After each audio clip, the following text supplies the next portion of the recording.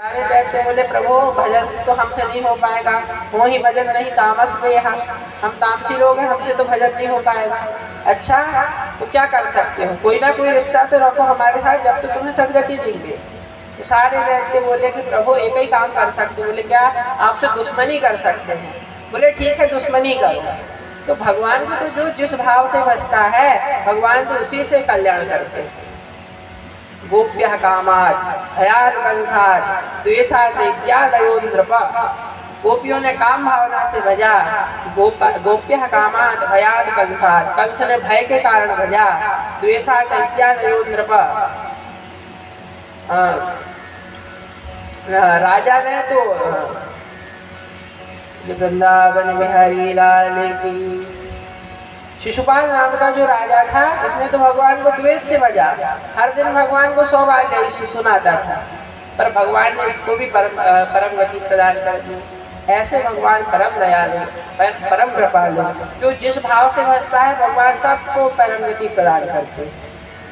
अब बताओ परीक्षित, ऐसे भगवान की शरण में कौन नहीं जाना चाहेगा। कम्बा दयालु शरणम प्रजेमा, कौन ऐसे प्यारे प्रभु की शरण में नहीं जाना चाहेगा।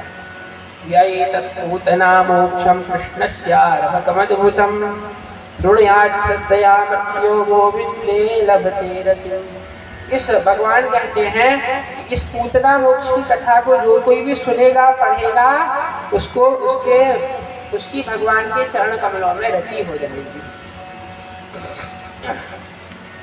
इस प्रकार भगवान ने पूतना को उद्धार किया। बोलिए पूतना मर्दन भगवान की। पूतना को मारने के बाद अब एक दिन भगवान के जन्म नक्षत्र का दिन आया और भगवान का कि हर जन्म नक्षत्र में गोपियां बड़ा माता जी यशोदा मैया खूब उत्सव मनाती थी। तो जब जन्म नक्षत्र का दिन आया तो मैया यशोदा को उत्सव मनाने की तैयारी कर रही थी। इतने में देखा कि भगवान ने अपनी करवट बदल दी।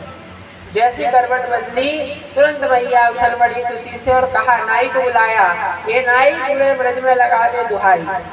बोले क्या बोलूं। बोले बोलियो कि करवट बदलने को न्योतो है, जा सब गोपियों को बता के आ जा। तो नाई गया, सबको बता के आ गया। सारी गोपी आ गई, सारी गोपी भगवान के नंद बाबा के यहाँ आ गई बधाई देने के लिए। भैया करवट बदलने की बधाई हो। भैया बोली बधाई हो खूब बधाई हो, पर देखो ज्यादा हल्ला मत करो, मैंने आवाज नहीं सुनायो मेरे लाला, वो जग जाएगो, उससे ज्यादा जोर से मत बोलो। गोपियाँ बोली जब तुमको लाला ही सुलाना हो तो हमको काहे को बुलायो, तुमको लाला ही जब सुलाने तो हमको नहीं बुलाती, अब हम तो चली। तो गोपी यशोदा मैया बोली गोपियाँ नाराज मत हो, देखो मैं अपने लाला को बाहर सुला दे रही हूँ, फिर तुमको जितनो गाना बजाना है सब गाना। तो गोपियाँ बोली ठीक है। यशोदा मैया ने भगवान को वहाँ पर एक छकड़ा रखा हुआ था, उस छकड़े के नीचे भगवान को सुला दिया और उसके ऊपर सारे माट मटका रख दिए और गोपियाँ तो अंदर गाने बजाने लगी। इधर भगवान ने देखा, बताओ उत्सव हमारा मन रहा है और गोपियाँ गा रही हैं, और जिसके लिए उत्सव मन रहा है, जिसके गाने बज रहे हैं, जिसके लिए भजन बज रहे हैं, वो इधर छकड़ा के नीचे लटके हैं। तो ही भगवान ने रोना चालू कर दिया। क्या करें, बोले बाला नाम रोदनम बलम, बच्चे रोते हैं तो माँ तुरंत देखने आती है। तो भगवान रोने लगे। जैसे ही रोने लगे फिर भी कुछ नहीं हुआ, क्योंकि सब तो उत्सव मना रहे थे, बहुत हल्ला हो रहा था, भैया को सुनाई नहीं दिया।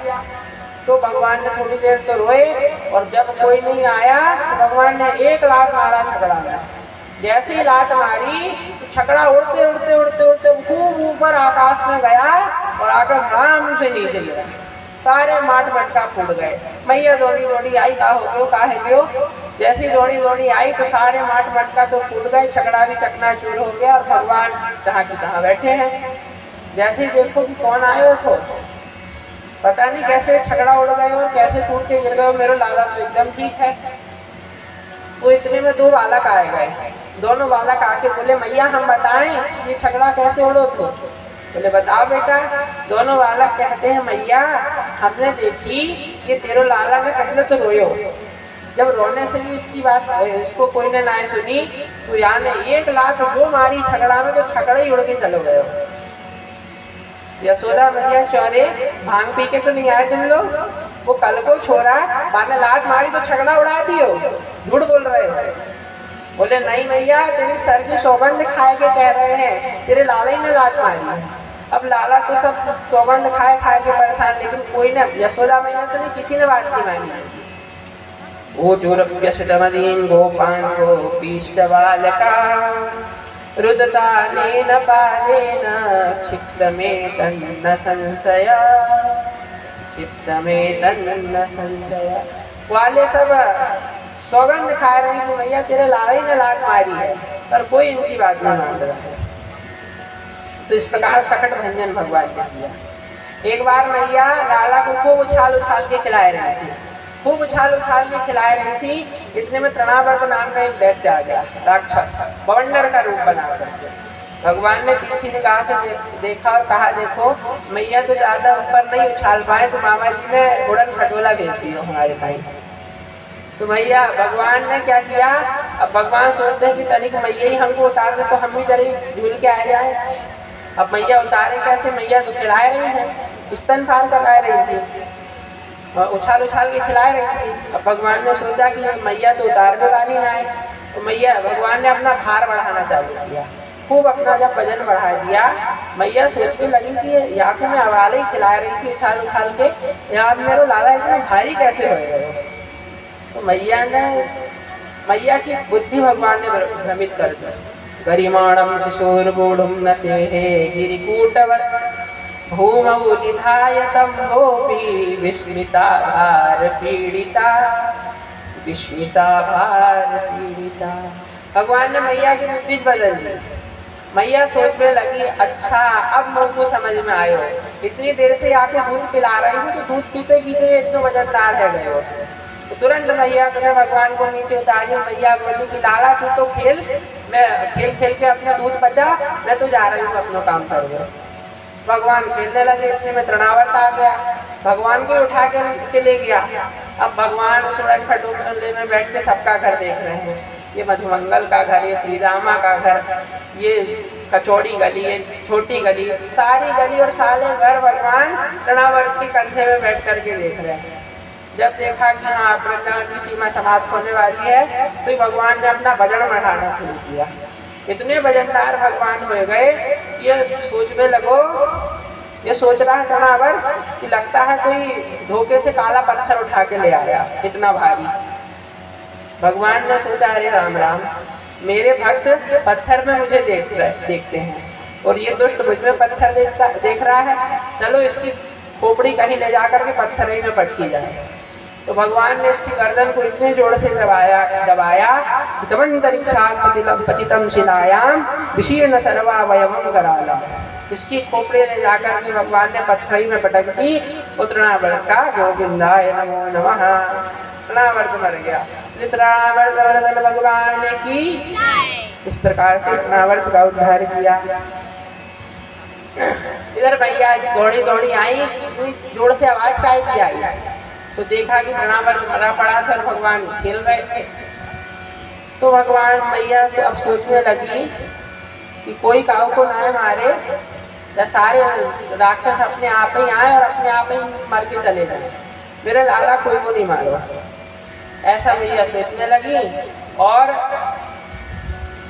इस प्रकार से अब एक बार भगवान मैया का स्तनपान कर रहे थे, स्तनपान कर रहे थे। जब तक मैया स्तनपान कराती थी तब तक तो बड़े प्रसन्न रहते थे, और जैसे ही स्तनपान कराना बंद कर देती थी तो भगवान रोने लगते थे।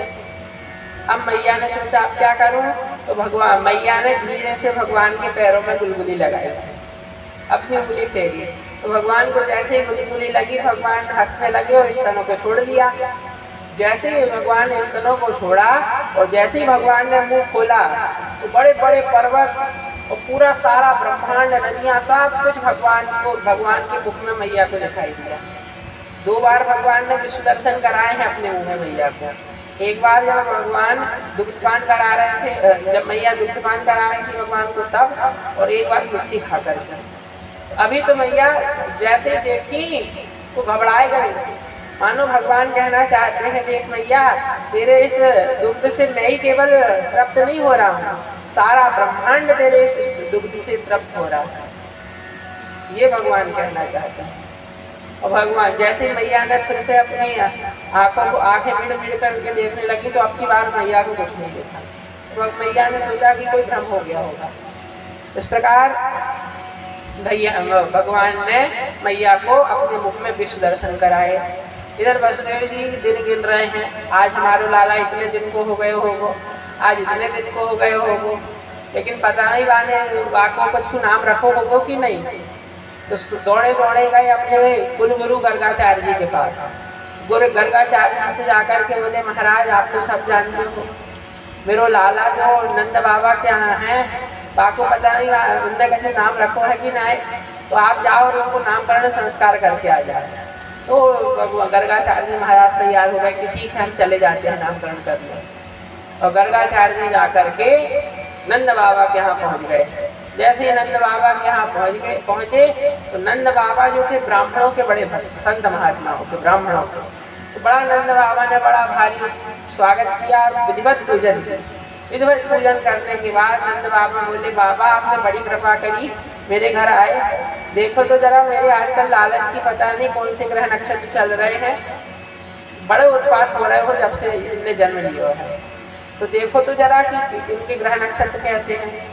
तो गर्गाचार्य जी बोले कि बताओ इनको नाम क्या है, नाम बताओगे जब तो राशि देख के हम बताएंगे कि इनके कैसे चल रहे हैं। नंद बाबा बोले, अरे महाराज जी इनको नाम रखने तो हम भूल ही गए, अभी तक हमने इनको नाम ही ना रखो है। अरे बाबा बोले, अभी तक तुमने इनको नाम ही ना रखो, तो पहले तो इनको नाम रखो। अच्छा तो महाराज जी अब आप घर में आए हैं तो आप ही नाम रख दो, आप ही नाम रख दोगे तो मेरे लाला को नामकरण संस्कार हो जाएगा। तो गर्गाचार्य महाराज बोले, देखो नाम तो हम रख देंगे, लेकिन हमारी एक शर्त है। बोले क्या? बोले एकांत में हम नामकरण संस्कार करेंगे, क्योंकि तुमको पता है कि कंस इस समय सबने लाला ढूंढ रहे हैं और हम तेरे यहाँ नामकरण संस्कार कराएंगे, और कहीं कंस ने ये समझ लियो, क्योंकि हम यदुवंशियों के आचार्य हैं और हम यदुवंशी के आचार्य यदि तेरे घर यदि नामकरण संस्कार कर दियो और कहीं कंस को ये शक हो गयो कि ये वसुदेव जी को लाला है, तो वो बड़ो उत्पाद मचाएगा। इसलिए एक काम कर, एक काम करो नंद बाबा, तुम अकेले में एकांत में नामकरण संस्कार करवाए लो, तो हम कर देंगे गौशाला। बोले ठीक है, आप गौशाला ही में कर दो नामकरण संस्कार। यदो नाम अहम आचार्यम ख्यातस्य भुवि सर्वतः सुतम मया संस्कृतम में मन्यते देवकी सुतम। गर्गाचार्य बोले, आपके बच्चों का नामकरण संस्कार तो हम कर देंगे, पर एकांत में। अब गौशाला में जाकर के गर्गाचार्य महाराज तो बैठ गए और यहाँ पर नंद बाबा ने आकर के बताया कि अरे सुनती हो, बाबा जी आए हैं हमारे घर, वो हमारे लालन को नामकरण संस्कार कर रहे हैं, तो जल्दी जल्दी अपने लालन को लेकर के जाओ, वो नामकरण संस्कार करेंगे गौशाला। तो दोनों मैया, यशोदा मैया और बलराम जी की मैया आ गई वहाँ पर, दोनों मैया, रोहिणी मैया और यशोदा मैया दोनों आए गए। दोनों आकर के अपने अपने लाला को गोद में ले लिया और रास्ते में सोचने लगी कि बहन इनकी परीक्षा लेनी चाहिए बाबा की। बाबा को खूब नाम सुने हुए, देखते हैं कि बाबा में कभी दम है कि ना कि खटिया टिप्पण है। तो क्या करें? बोले अपन दोनों को लाला बदल दे रहे हैं, और यदि खटिया टिप्पण होएगो तो पहचान नहीं पाएगो, और यदि अच्छो महात्मा होएगो तो बता देगो कि कौन सा लाला किसको है। तो दोनों ने अपने अपने लाला बदल लिए। भगवान को रोहिणी मैया ने रख लिया और बलराम जी को माता यशोदा ने रख लिया। दोनों ने अपने अपने लाला बदल रहे। अब जैसे ही महाराज के पास पहुंची, गर्गा जी महाराज के पास, गर्गा जी महाराज को प्रणाम करके जैसे ही दोनों बैठी और जैसे ही कहा कि प्रभु महाराज जी हमारे लाला हैं, और जैसे ही रोहिणी जी के गोदी में बैठे भगवान का जैसे दर्शन किया गर्गाचार्य जी महाराज ने, तो गर्गाचार्य जी महाराज को तो मानो ध्यान समाधि लग गई। गर्गाचार्य जी महाराज सोचते हैं कि ये वही निर्गुण निराकार वही निर्विशेष निरुपाधिक ब्रह्म है जिसका सब योगी लोग ध्यान करते हैं। ये आज मेरे सामने सगुण साकार रूप में प्रकट हुआ है। उनका निर्विशेष नयनों से निरंतर ध्यान करने लगे, निरंतर देखने लगे गर्गाचार्य जी महाराज आंखें खोल करके। अब आंखें खोल करके निरंतर भगवान को देख रहे हैं। बहुत देर तक यशोदा मैया और रोहिणी मैया ने देखा। जब कछु बोले ही ना तो यशोदा मैया धीरे से बोली कि बाबा कब से हमारे लाला को देख रहे हैं। तो यशोदा मैया बोली बाबा नाम सोच लियो का। अब गर्गाचार्य जी हुए तो बोले। गर्गाचार्य जी महाराज तो चले गए भगवान की ध्यान समाधि में। रोहिणी जी धीरे से कान में बोली मैया मुझको तो लगे ये बाबा की सांसें ही बंद रह गई है। भगवान यशोदा मैया बोली अरे राम राम ये बाबा को भी मेरे ही घर मिलो तो कलंकित करने के लिए। तो मैया तो घबरा गई और तुरंत जाकर के हिलाया महाराज जी नाम सोच लिया क्या लाला का। तो अब गर्गाचार्य जी महाराज सावधान हुए। हाँ मैया हाँ तुम्हारे लाला को हमने नाम सोच लिया। अच्छा महाराज आप तो ऐसे नाम सोचने गए कि मैं ही सोच में पड़ गई। अब बताइए आपने नाम का सोचो है। अब गर्गाचार्य जी महाराज कहते हैं देखो अयम ही रोहिणी पुत्रो रमयन सुहृदः गुणैः आख्यास्यते राम इति बलाधिक्याद् बलं विदुः। देख मैया देखो मैया तुम्हारी गोदी में ये जो रोहिणी जी के लाला हैं जैसे गर्गाचार्य जी ने कहा तो दोनों मैया एक दूसरे की तरफ देखते हैं कि हाँ पक्को महात्मा है हटिया टिप्पण ना है। देखो कितनी जल्दी बताए दियो कि ये हमारे छोरा है। तो अब महाराज गर्गाचार्य जी कहते हैं कि अयम ही रोहिणी पुत्रो रमयन सुहृदः गुणैः। मैया तेरी गोदी में ये जो रोहिणी के लाला हैं ये समस्त सभी लोगों के हृदय में रमण करने वाले होंगे। इसलिए इनका नाम हम रख इसलिए ये है राम। राम मतलब जो सबके हृदय में रमण करें और इनमें बहुत सारा बल भी होगा। आख्यास्यते राम इति बलाधिक्याद् बलं विदुः। बहुत बड़ा बहुत इन पर इनका बल होगा इसलिए हम इनका नाम रख रहे हैं बलराम। अच्छा महाराज अब तनिक ये मेरे छोरा को भी नाम रख दो। तो मैया अब भगवान कहते हैं कि मैया इनके नामन की तो मत पूछ। इनके नाम अनेक अनूपा इनके तो कई सारे नाम हैं। बहूनि सन्ति नामानि रूपाणि च सुतस्यते गुणकर्माणि रूपाणि तान्यहं वेद नो जनाः। इनके तो कई नाम हैं इनके नामन की मत पूछ। विष्णु सहस्रनाम गोपाल सहस्रनाम सब इन्हीं के नामन से भरे पड़े हैं। अच्छा मैया कहती हैं भगवान मुझको तो कोई एक नाम बताए दो क्योंकि भगवान के तो कई नाम हैं। कोई कहे गोविंद कोई गोपाला कोई कहे गोविंद कोई गोपाला मैं तो कहूँ सांवरिया बांसुरिया वाला। मैं तो कहूँ सांवरिया बांसुरिया वाला। कोई कहे गोविंद कोई गोपाला कोई कहे गोविंद कोई गोपाला मैं तो कहूँ सांवरिया बांसुरिया वाला। मैं तो कहूँ सांवरिया बांसुरिया वाला। मैं तो कहूँ सांवरिया बांसुरिया वाला।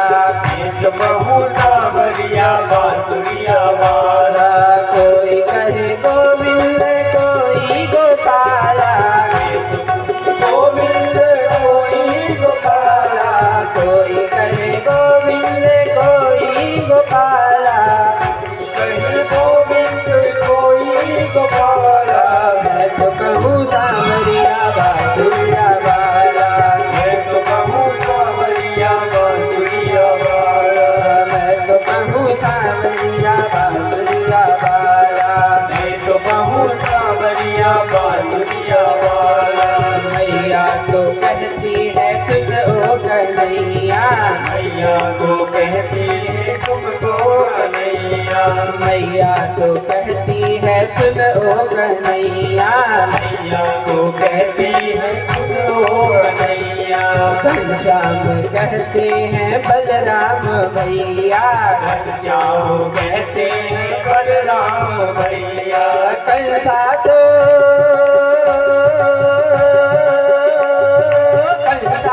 कहता है जल करके काला। कंसा तो कहता है जल करके काला। मैं तो कहूँ सांवरिया बांसुरिया वाला। मैं तो कहूँ सांवरिया बांसुरिया वाला। मैं तो कहूँ सांवरिया बांसुरिया वाला। मैं तो कहूँ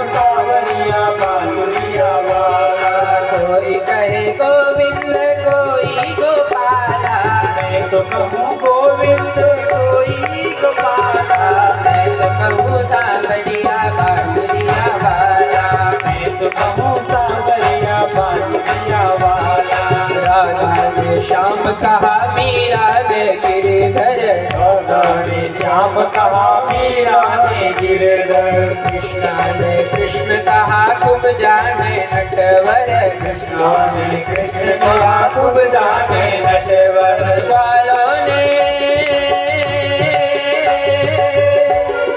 ग्वालों ने तुमको पुकारा गोपाला, ग्वालों ने तुमको पुकारा गोपाला, मैं तो कहूँ सांवरिया बांसुरिया वाला, मैं तो कहूँ सांवरिया बांसुरिया वाला। कोई कहे गोविंद कोई गोपाला, कोई कहे गोविंद कोई गोपाला, मैं तो कहूँ सांवरिया बांसुरिया वाला। सांवरिया बांसुरिया वाला। कृष्ण के बनवारी अर्जुन के मोहन, के बनवारी अर्जुन के मोहन, छलिया भी कह करके बोला दुर्योधन, छलिया भी कह करके बोला दुर्योधन। सूरा की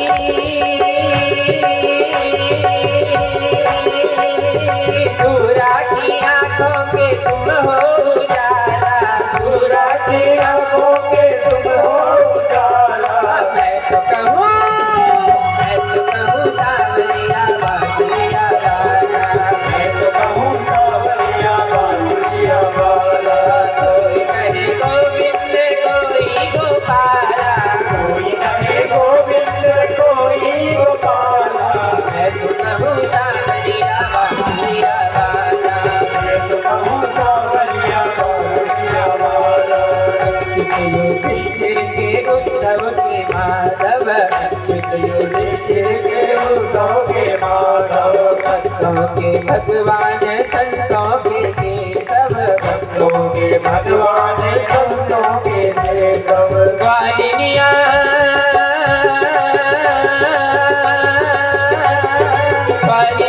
तुमको पुकार नंद लाला, ग्वालिनिया तुमको पुकारे नंदलाला, मैं तो कहूँ सांवरिया बांसुरिया वाला, मैं तो कहूँ सांवरिया बांसुरिया वाला। कोई कहे गोविंद कोई गोपाला, कोई कहे गोविंद कोई गोपाला, मैं तो कहूँ सांवरिया बांसुरिया वाला, मैं तो कहूँ सांवरिया बांसुरिया वाला, मैं तो कहूँ सांवरिया बांसुरिया वाला। मैं तो कहूँ सांवरिया बांसुरिया वाला। कोई कहे गोविंद कोई गोपाला, कोई कहे गोविंद कोई गोपाला, कोई कहे गोविंद कोई गोपाला, कोई कहे गोविंद कोई गोपाला, मैं तो कहूँ सांवरिया बांसुरिया वाला, मैं तो कहूँ सांवरिया बांसुरिया वाला, मैं तो कहूँ सांवरिया बांसुरिया वाला, मैं तो कहूँ सांवरिया बांसुरिया वाला, मैं तो कहूँ सांवरिया बांसुरिया वाला, मैं तो कहूँ सांवरिया बांसुरिया वाला, मैं तो कहूँ सांवरिया बांसुरिया वाला, मैं तो कहूँ सांवरिया बांसुरिया वाला, मैं तो कहूँ सांवरिया बांसुरिया वाला, मैं तो कहूँ सांवरिया बांसुरिया वाला, मैं तो कहूँ सांवरिया बांसुरिया वाला, मैं तो कहूँ सांवरिया बांसुरिया वाला। मैं तो कहूँ सांवरिया बांसुरिया वाला। इस प्रकार से भगवान के तो कई नाम हैं, इसलिए गर्गाचार्य बोले मैया इनके नामन की तो मत पूछ, इनकी तो कई नाम हैं। तो मैया बोली महाराज मुझको तो कोई एक नाम अच्छे से बताए दो जो मैं आपको बोलूँ। तो गर्गाचार्य जी बोले या समय तो हम इनको नाम रख रहे हैं कृष्ण। तो भैया बोली का मतलब हो गए बाबा या नाम को? तो गर्गाचार्य जी बोले देख भैया या तो नाम हो गए कर कृष्ण, तो प्रत्येक प्राणी का अपनी ओर आकर्षण करें उनका नाम है कृष्ण। और देख मैया ये जो तेरो लाला है इनको जन्म हर जन्म में हुए, सतयुग त्रेता द्वापर हर युग में इनको जन्म है। अच्छा मैया, अच्छा प्रभु बाबा और बताओ।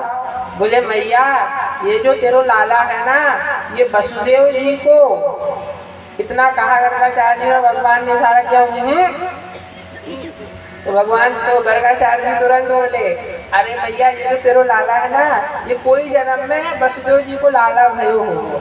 अच्छा प्रागयम वसुदेवस्य क्वचित जातस्य आत्मजः, ये जो तेरा लाला है किसी जन्म में वसुदेव जी का लाला था। मैया बोली बाबा कोई जन्म में लाला भयो भागो का मतलब क्या जन्म में तो ये मेरो ही लाला है ना। हाँ मैया या जन्म में तो ये तेरो ही लाला है।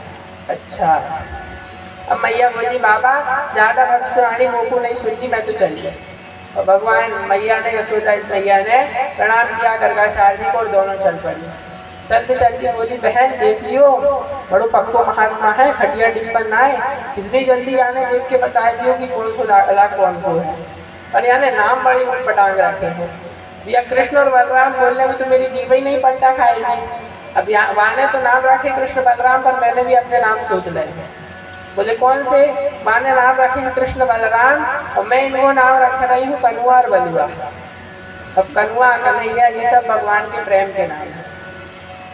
एक बार भगवान लक्ष्मी जी के साथ जा रहे थे घूमने, भ्रमण करने निकले थे।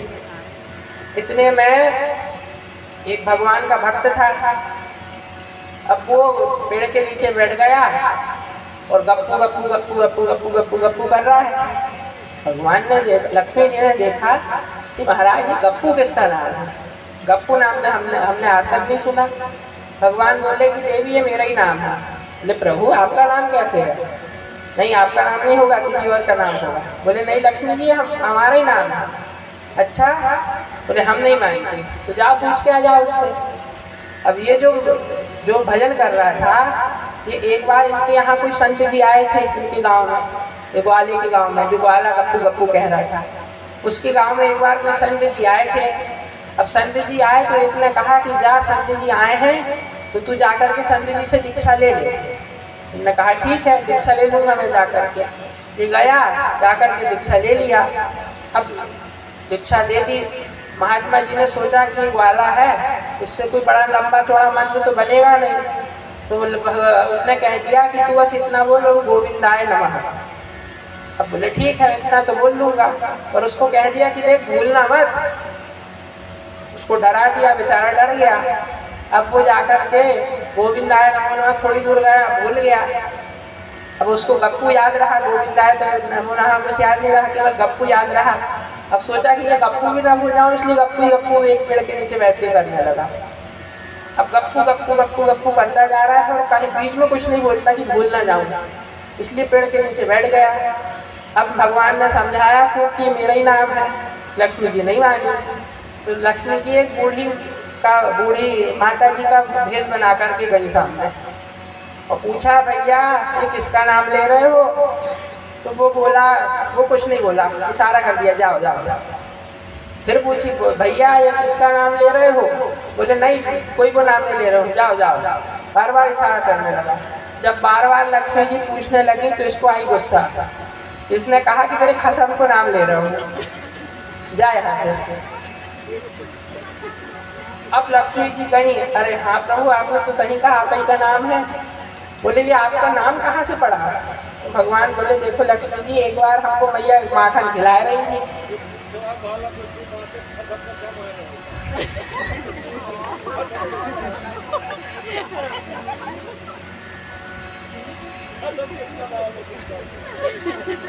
कसम कहते हैं पतियों को। तो इसने कहा कि तेरे पति का नाम ले रही थी, तेरे पति का नाम ले रहा हूँ। लक्ष्मी जी गई और पूछा कि महाराज ये आपका नाम पड़ा कैसे?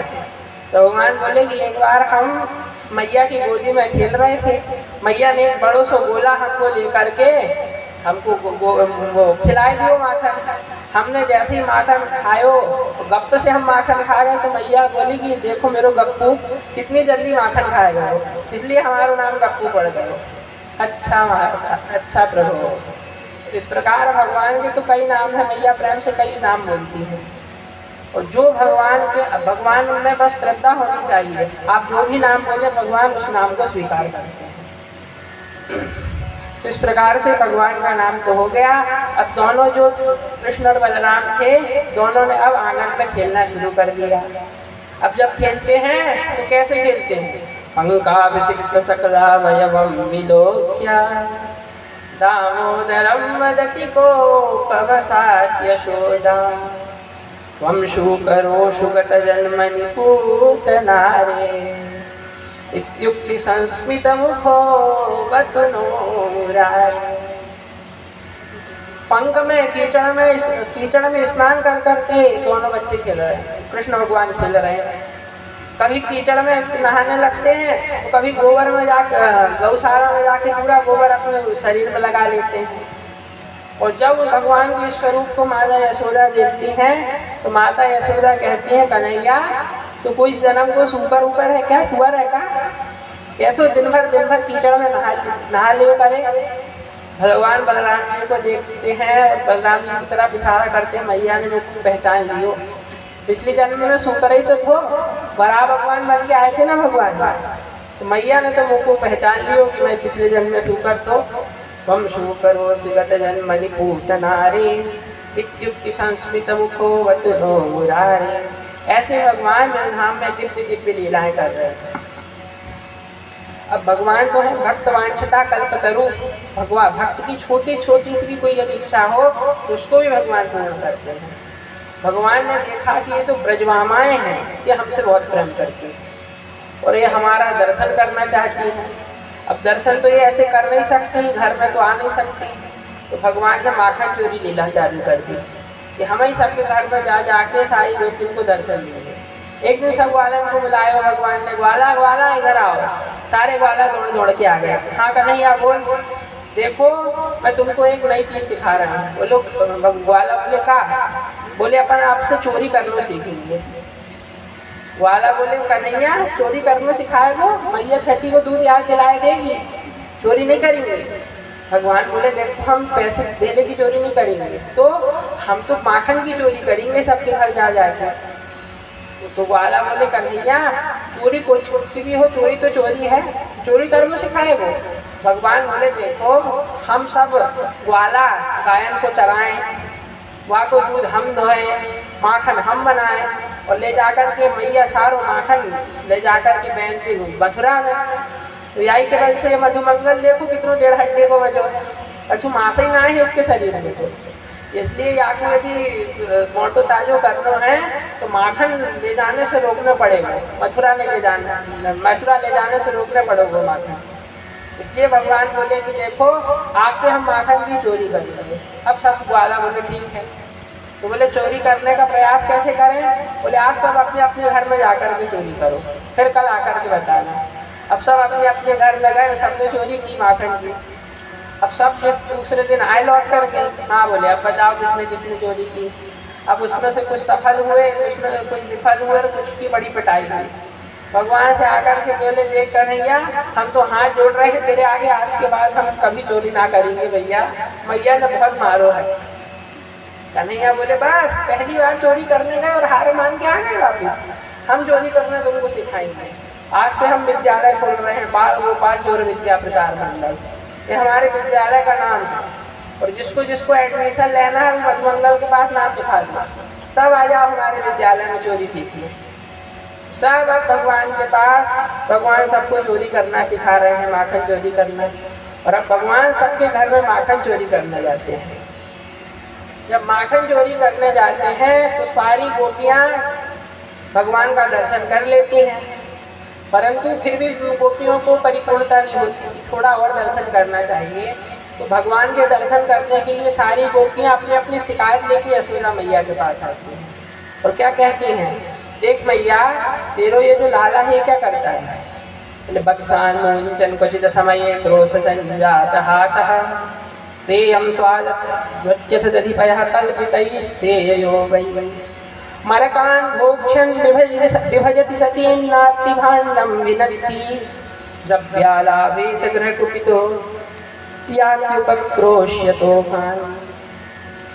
बोले ये जो तेरा लाला है क्या करते है? बोले बरसान मोहनजन क्वचित समय। देख मैया, अब देखिए, एक गोपी मैया को बात करने में उलझाती है और बाकी गोपियां भगवान का दर्शन करती हैं।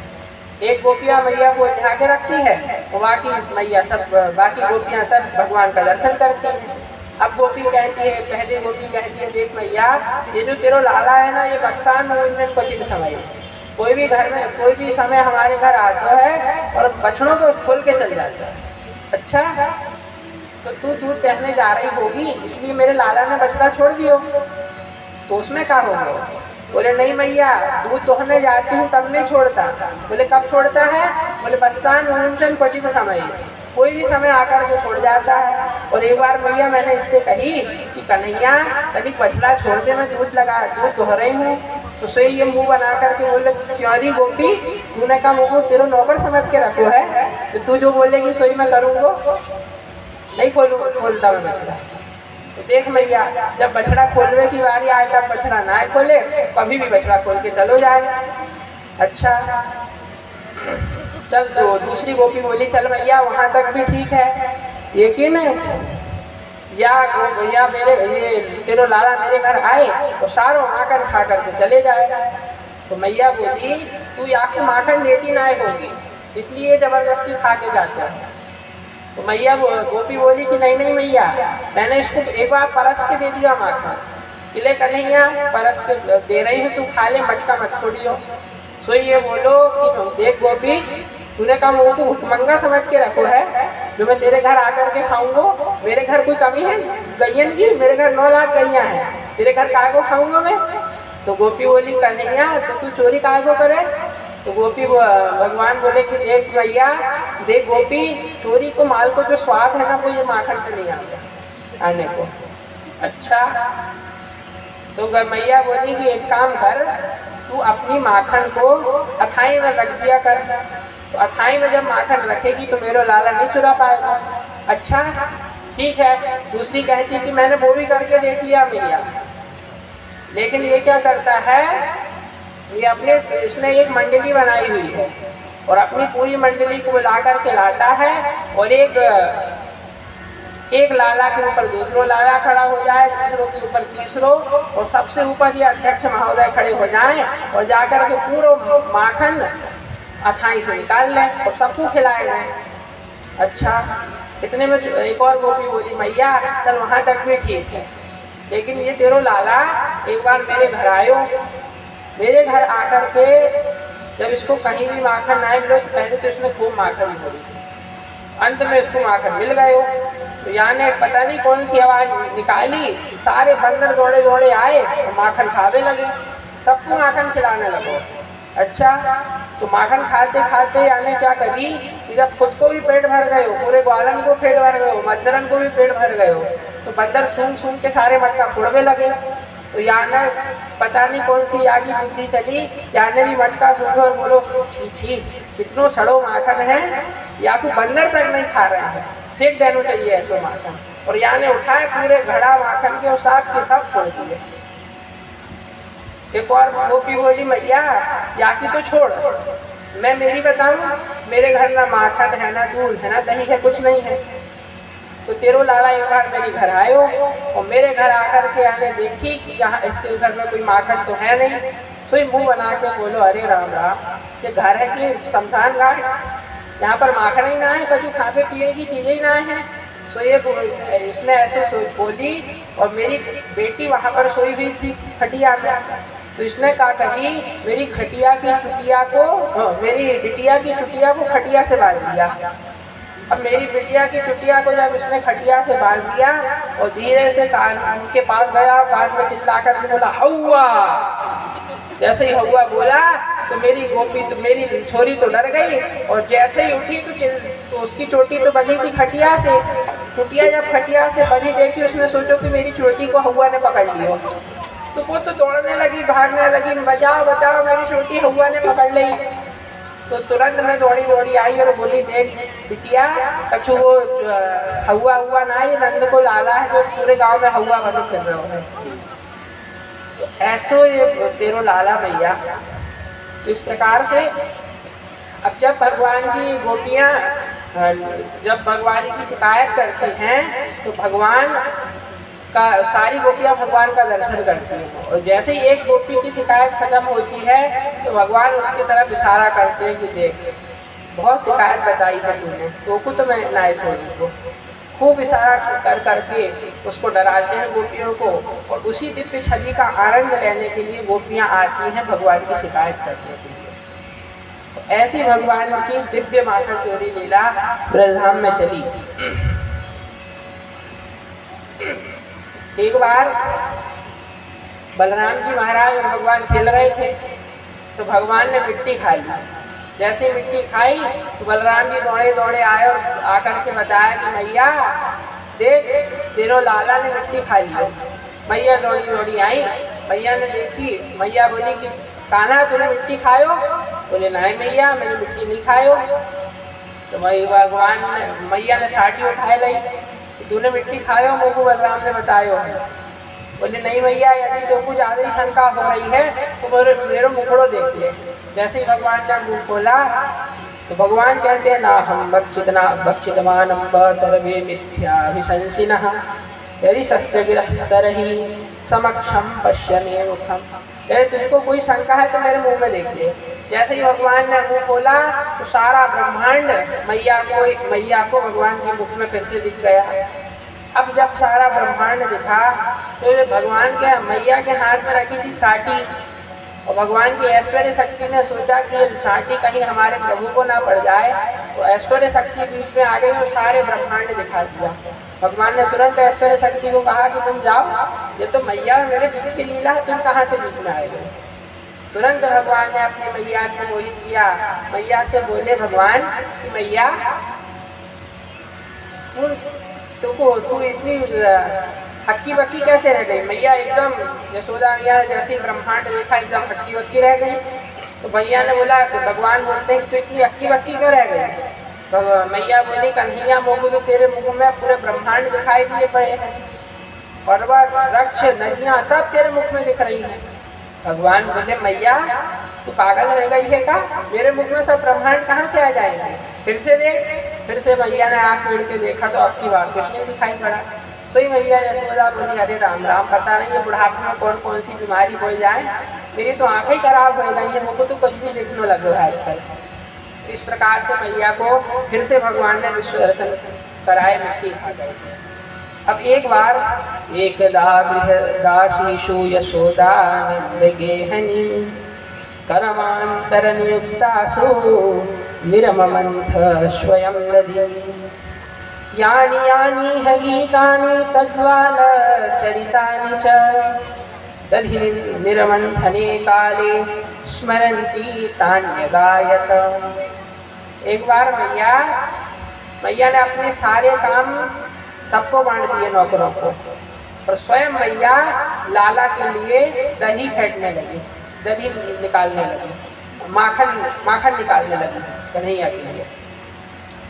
अब देखिए मनसा कर्मणा और वाचा तीनों तरह से मैया भगवान के ध्यान कर रही है। मनसा वो कैसे? यानि यानि ह गीतानि तद्बाल चरितानि च दधि निर्मंथने काले स्मरन्ति तान्यगायत। मन से भगवान के चरित्रों का स्मरण कर रही है, कर्मणा कर्म से भगवान के लिए माखन निकाल रही है, और वाचा से भगवान के लिए भगवान के जो दिव्य चरित्र हैं उन चरित्रों की जो कवियों ने जो गीत बनाए हैं उन गीतों को अपने मुख से गा रही है। तो मनसा कर्मणा वाचा तीनों तरह से भगवान की भक्ति कर रही हैं। तो भगवान प्रसन्न हो गए और आकर के बोले मैया तेरी आराधना सफल हो गई, अब मैं आ गई हूँ। मैया मुँह को तो भूख लगी है। मैया बोली कि देख कन्हैया तो एक काम कर, अभी कुछ खावे को तो है नहीं, मैं तुमको अपना ही दूध पिला दे रही हूँ। तो मैया अपने दूध पिलाने लगी। एकदम से भगवान अचानक से बोले कि मैया तुमको दूध ज़्यादा प्यारो लगे कि पूछ। अब मैया बोली कि कन्हैया या भी कोई पूछने की बात है? निश्चित रूप से मुझको दूध ज़्यादा प्यारो लगे, दूध क्यों प्यारो लगे वो? अच्छा भैया। थोड़ी देर बाद भगवान ने लीला की, दूध में उफान आ गई। मैया ने चूल्हे में दूध चढ़ा के आई थी, दूध में जैसी ही उफान आई मैया भगवान को वहीं पलटी और दूध उतारने के लिए चली गई। अब भगवान का मूड खराब हो गया। हवाले ही कह रही थी कि पूछ ज्यादा प्यारो लगे, और जैसे ही दूध में उठाना ही वही को छोड़ के भाग गई। तो भगवान को क्रोध आया, भगवान ने पत्थर उठाया और सारे मटके धमाधम सारे फोड़ दिए। सारे मटके जब फूट गए तो धमाधम की आवाज सुन करके मैया तुरंत आई। अब भगवान ने मटके तो सारे फोड़ दिए और बड़े आंख में मिड़ के रोने लगे। बच्चों की आदत होती है, उपद्रव कर देते हैं और फिर डर के कारण रोने भी लग जाते हैं। भगवान तो बाल लीला कर रहे हैं, मटके भी सारे फोड़ दिए और आंख मिड़ के रोने भी लगे। जैसे ही वहां पे मैया आई, मैया बोली कि कन्हैया आज मैं समझ गई, वो भी जितनी बात बोले सब सही बोले, माने सबने सही कही कि तू बहुत उपद्री है, आज तो तू दंड दूंगी। तो ही मैया ने उठाई साटी और भगवान के पीछे पीछे दौड़ने लगी। भगवान आगे आगे दौड़ने लगे, खूब दौड़ी मैया, खूब दौड़ी, भगवान ने खूब दौड़ाया। अंत में मैया हाँफने लगी तो भगवान को भी दया आ गई, भगवान भी खड़े हो गए। भगवान जब खड़े हो गए तो मैया जो थी, मैया भगवान से कहने लगी कि कन्हैया एक बार पकड़ा में आ जाए तो कुछ छठी को दूध याद दिलाए जल्दी। भगवान बोले मैया इसलिए तो हम तेरे पास नहीं आ रहे हैं। तो मैया बोली कि कन्हैया चल ठीक है, तो को नहीं मारूंगी, मेरे पास में तो आ जा। भगवान बोले मैया जब तो को मारना नहीं है तो ये साटी काय को रखी है, साटी मतलब छड़ी, साटी काय को रखी है, साटी फेंक दे। भगवान मैया बोली कन्हैया तेरे लिए थोड़ी ना है साटी, ये साटी तो मेरे ताई है, तो को पतो ना है बुढ़ापे में तो हर ही आदमी को छड़ी रखनी पड़े, साटी रखनी पड़े, इसलिए कन्हैया ये साटी तेरे ताई नहीं है, तो मेरे ताई है। अच्छा मैया, भगवान मैया बोली कि अच्छा तो को फिर भी डर लगे तो ले फेंक दई साटी, अब आ जा। भगवान दौड़े दौड़े मैया के पास आए। जैसे ही मैया के पास आए, मैया ने पकड़ी हाथ और उठाई साटी, रुक कन्हैया आज तो को बताऊंगी। अब तो मैया डांटते डांटते कन्हैया को ले जाने लगी और कन्हैया आके भीड़ के रोने लगे। मैया जब खूब डांटने लगी, भगवान खूब रोने लगे, तो मैया ने सोची कि बच्चन को डांटना चाहिए, पर इतनों भी मत डांटो कि दूसरे दिन पर्चे छपवाने पड़ जाए लापता के, इसलिए ज़्यादा भी नहीं डांट रही हूँ, अभी शांत रहती हूँ। और भगवान को चुपचाप करके ले गई।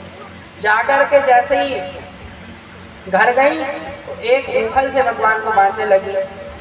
ऊखल से जब भगवान को बांधने लगी तो हर बार 2 अंगुल रस्सी कम पड़ जाती, रस्सी से बांध रही है तो रस्सी जब कम पड़ गई तो उसमें दूसरी रस्सी जोड़ी, दूसरी रस्सी जोड़ने के बाद जब बांधने का प्रयास किया तब भी भगवान नहीं बंधी, फिर 2 अंगुल कम पड़ गई। बार बार मैया बांधने लगी, लेकिन भगवान बंध ही नहीं रहे हैं, 2 अंगुल रस्सी हमेशा कम पड़ रही। अब मैया ने जब बहुत परिश्रम किया, पसीना पसीना मैया हो गई, तब मैया के ऊपर भगवान को दया आई गई और भगवान ने वो जो 2 अंगुल रस्सी कम पड़ रही थी उस कमी को दूर कर दिया और भगवान अब की बार बंध गए। तो वो 2 अंगुल रस्सी कौन सी है? भगवान भक्त जब भगवान को बांधना चाहता है अपने प्रेम के बंधन में तो हमेशा 2 अंगुल रस्सी कम पड़ जाती है। पहली भक्त का परिश्रम और दूसरा भगवान की कृपा। जब भगवान भक्त की परिश्रम खूब हो जाता है और भगवान की जब कृपा हो जाती है तो वो 2 अंगुल रस्सी परिपूर्ण हो जाती है और भक्त अपने प्रेम में भगवान को बांध लेता है।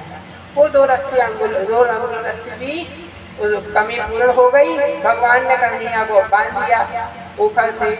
अब दाम माने रस्सी से भगवान के उदर को बांधा था, इसलिए भगवान का नाम पड़ गया दामोदर। बोले दामोदर भगवान की। दामोदर भगवान को उखल से मैया ने बांध दिया। अब कन्हैया सोचे कि अब क्या करूं, कन्हैया रोने लगे।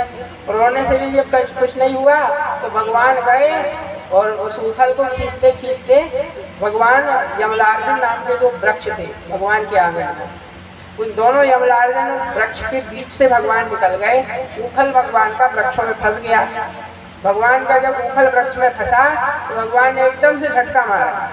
जब झटका मारा तो वो दोनों यमलार्जुन वृक्ष टूट के गिर पड़े और उनसे 2 दिव्य महापुरुष निकले। उन्होंने भगवान की स्तुति करना प्रारंभ कर दी। सुखदेव जी कहते हैं परीक्षित, ये दोनों जो यमलार्जुन वृक्ष थे ये पिछले जन्म में गंधर्व थे और ये नलकुबर और मणिग्रीव नाम के ये दोनों कुबेर के पुत्र थे, गंधर्व नहीं थे। नलकुबर मणिग्रीव नाम के कुबेर के पुत्र थे।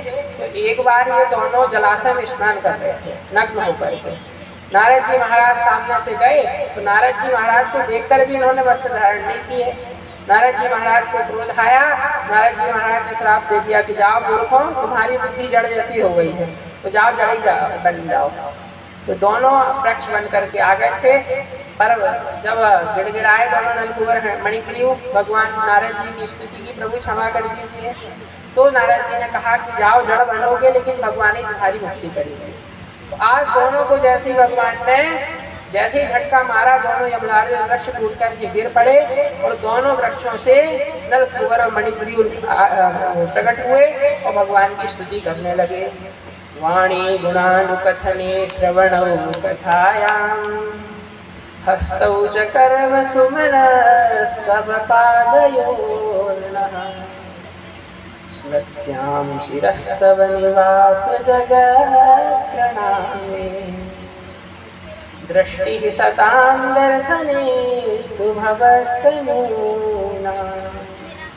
प्रभु वाणी गुणानुकथने श्रवणौ कथायाम, वाणी सदैव आपके गुणगान गाती रहे, श्रवणौ कथायाम कान सदैव आपकी कथा सुनते रहे, हस्तौ च कर्म सुमनस्तव पादयोर्नः हाथ सदैव आपके चरण कमलों की सेवा करते रहे, हस्तौ च कर्म सुमनस्तव पादयोर्नः मन जो है वो सदैव आपका स्मरण करता रहे, हस्तौ च कर्म सुमनस्तव पादयोर्नः आपके चरण कमलों का मन हमेशा स्मरण करता रहे। स्मृत्यां शिरस्तव निवास जगत् प्रमाणे स्मृति हमेशा आपका स्मरण करती रहे प्रभु। दृष्टि सतां दर्शनेस्तु भवत्तनूनां दृष्टि हमेशा आपका दर्शन करती रहे, दृष्टि सतां दर्शनेस्तु भवत्तनूनां। इस प्रकार से यमलार्जुन वृक्षों ने भगवान की स्तुति की। अब जब यमलार्जुन वृक्ष गिर गए, अब नंद बाबा को लगा कि अब गोकुल में कुछ ज्यादा ही उत्पात हो रहा है। नंद बाबा उपनंद से बोले, भैया उपनंद, आजकल हमारे नंद गोकुल में कुछ ज्यादा उपद्रव हो रहा है, तो हमको या गोकुल छोड़ के कहीं और चलना चाहिए। उपनंद बोले, भैया कहाँ चले? उपनंद बोले कि भैया मुझको तो एक ही सबसे अच्छी जगह लगी अपने ब्रज में। बोले कौन सी?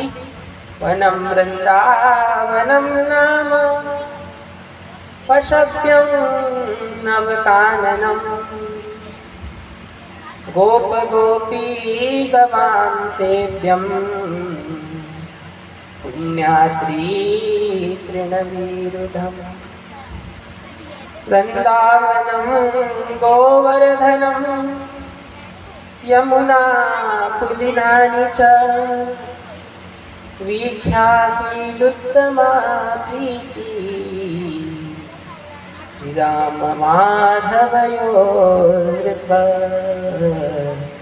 राम माधवयोर्नृप।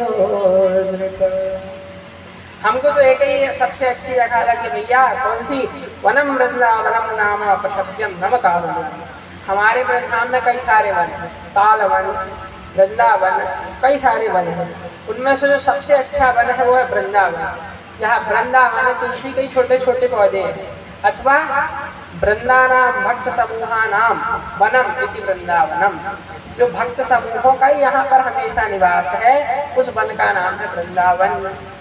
प्रेम की पिपासा देख देख निज प्रेमियों को प्रेम का समुद्र सीमा तोड़ के बहाया है। भावुक रसीले जन निराश न होंगे अब, कामना की पूर्ति हेतु कल्पतरु लगाया है।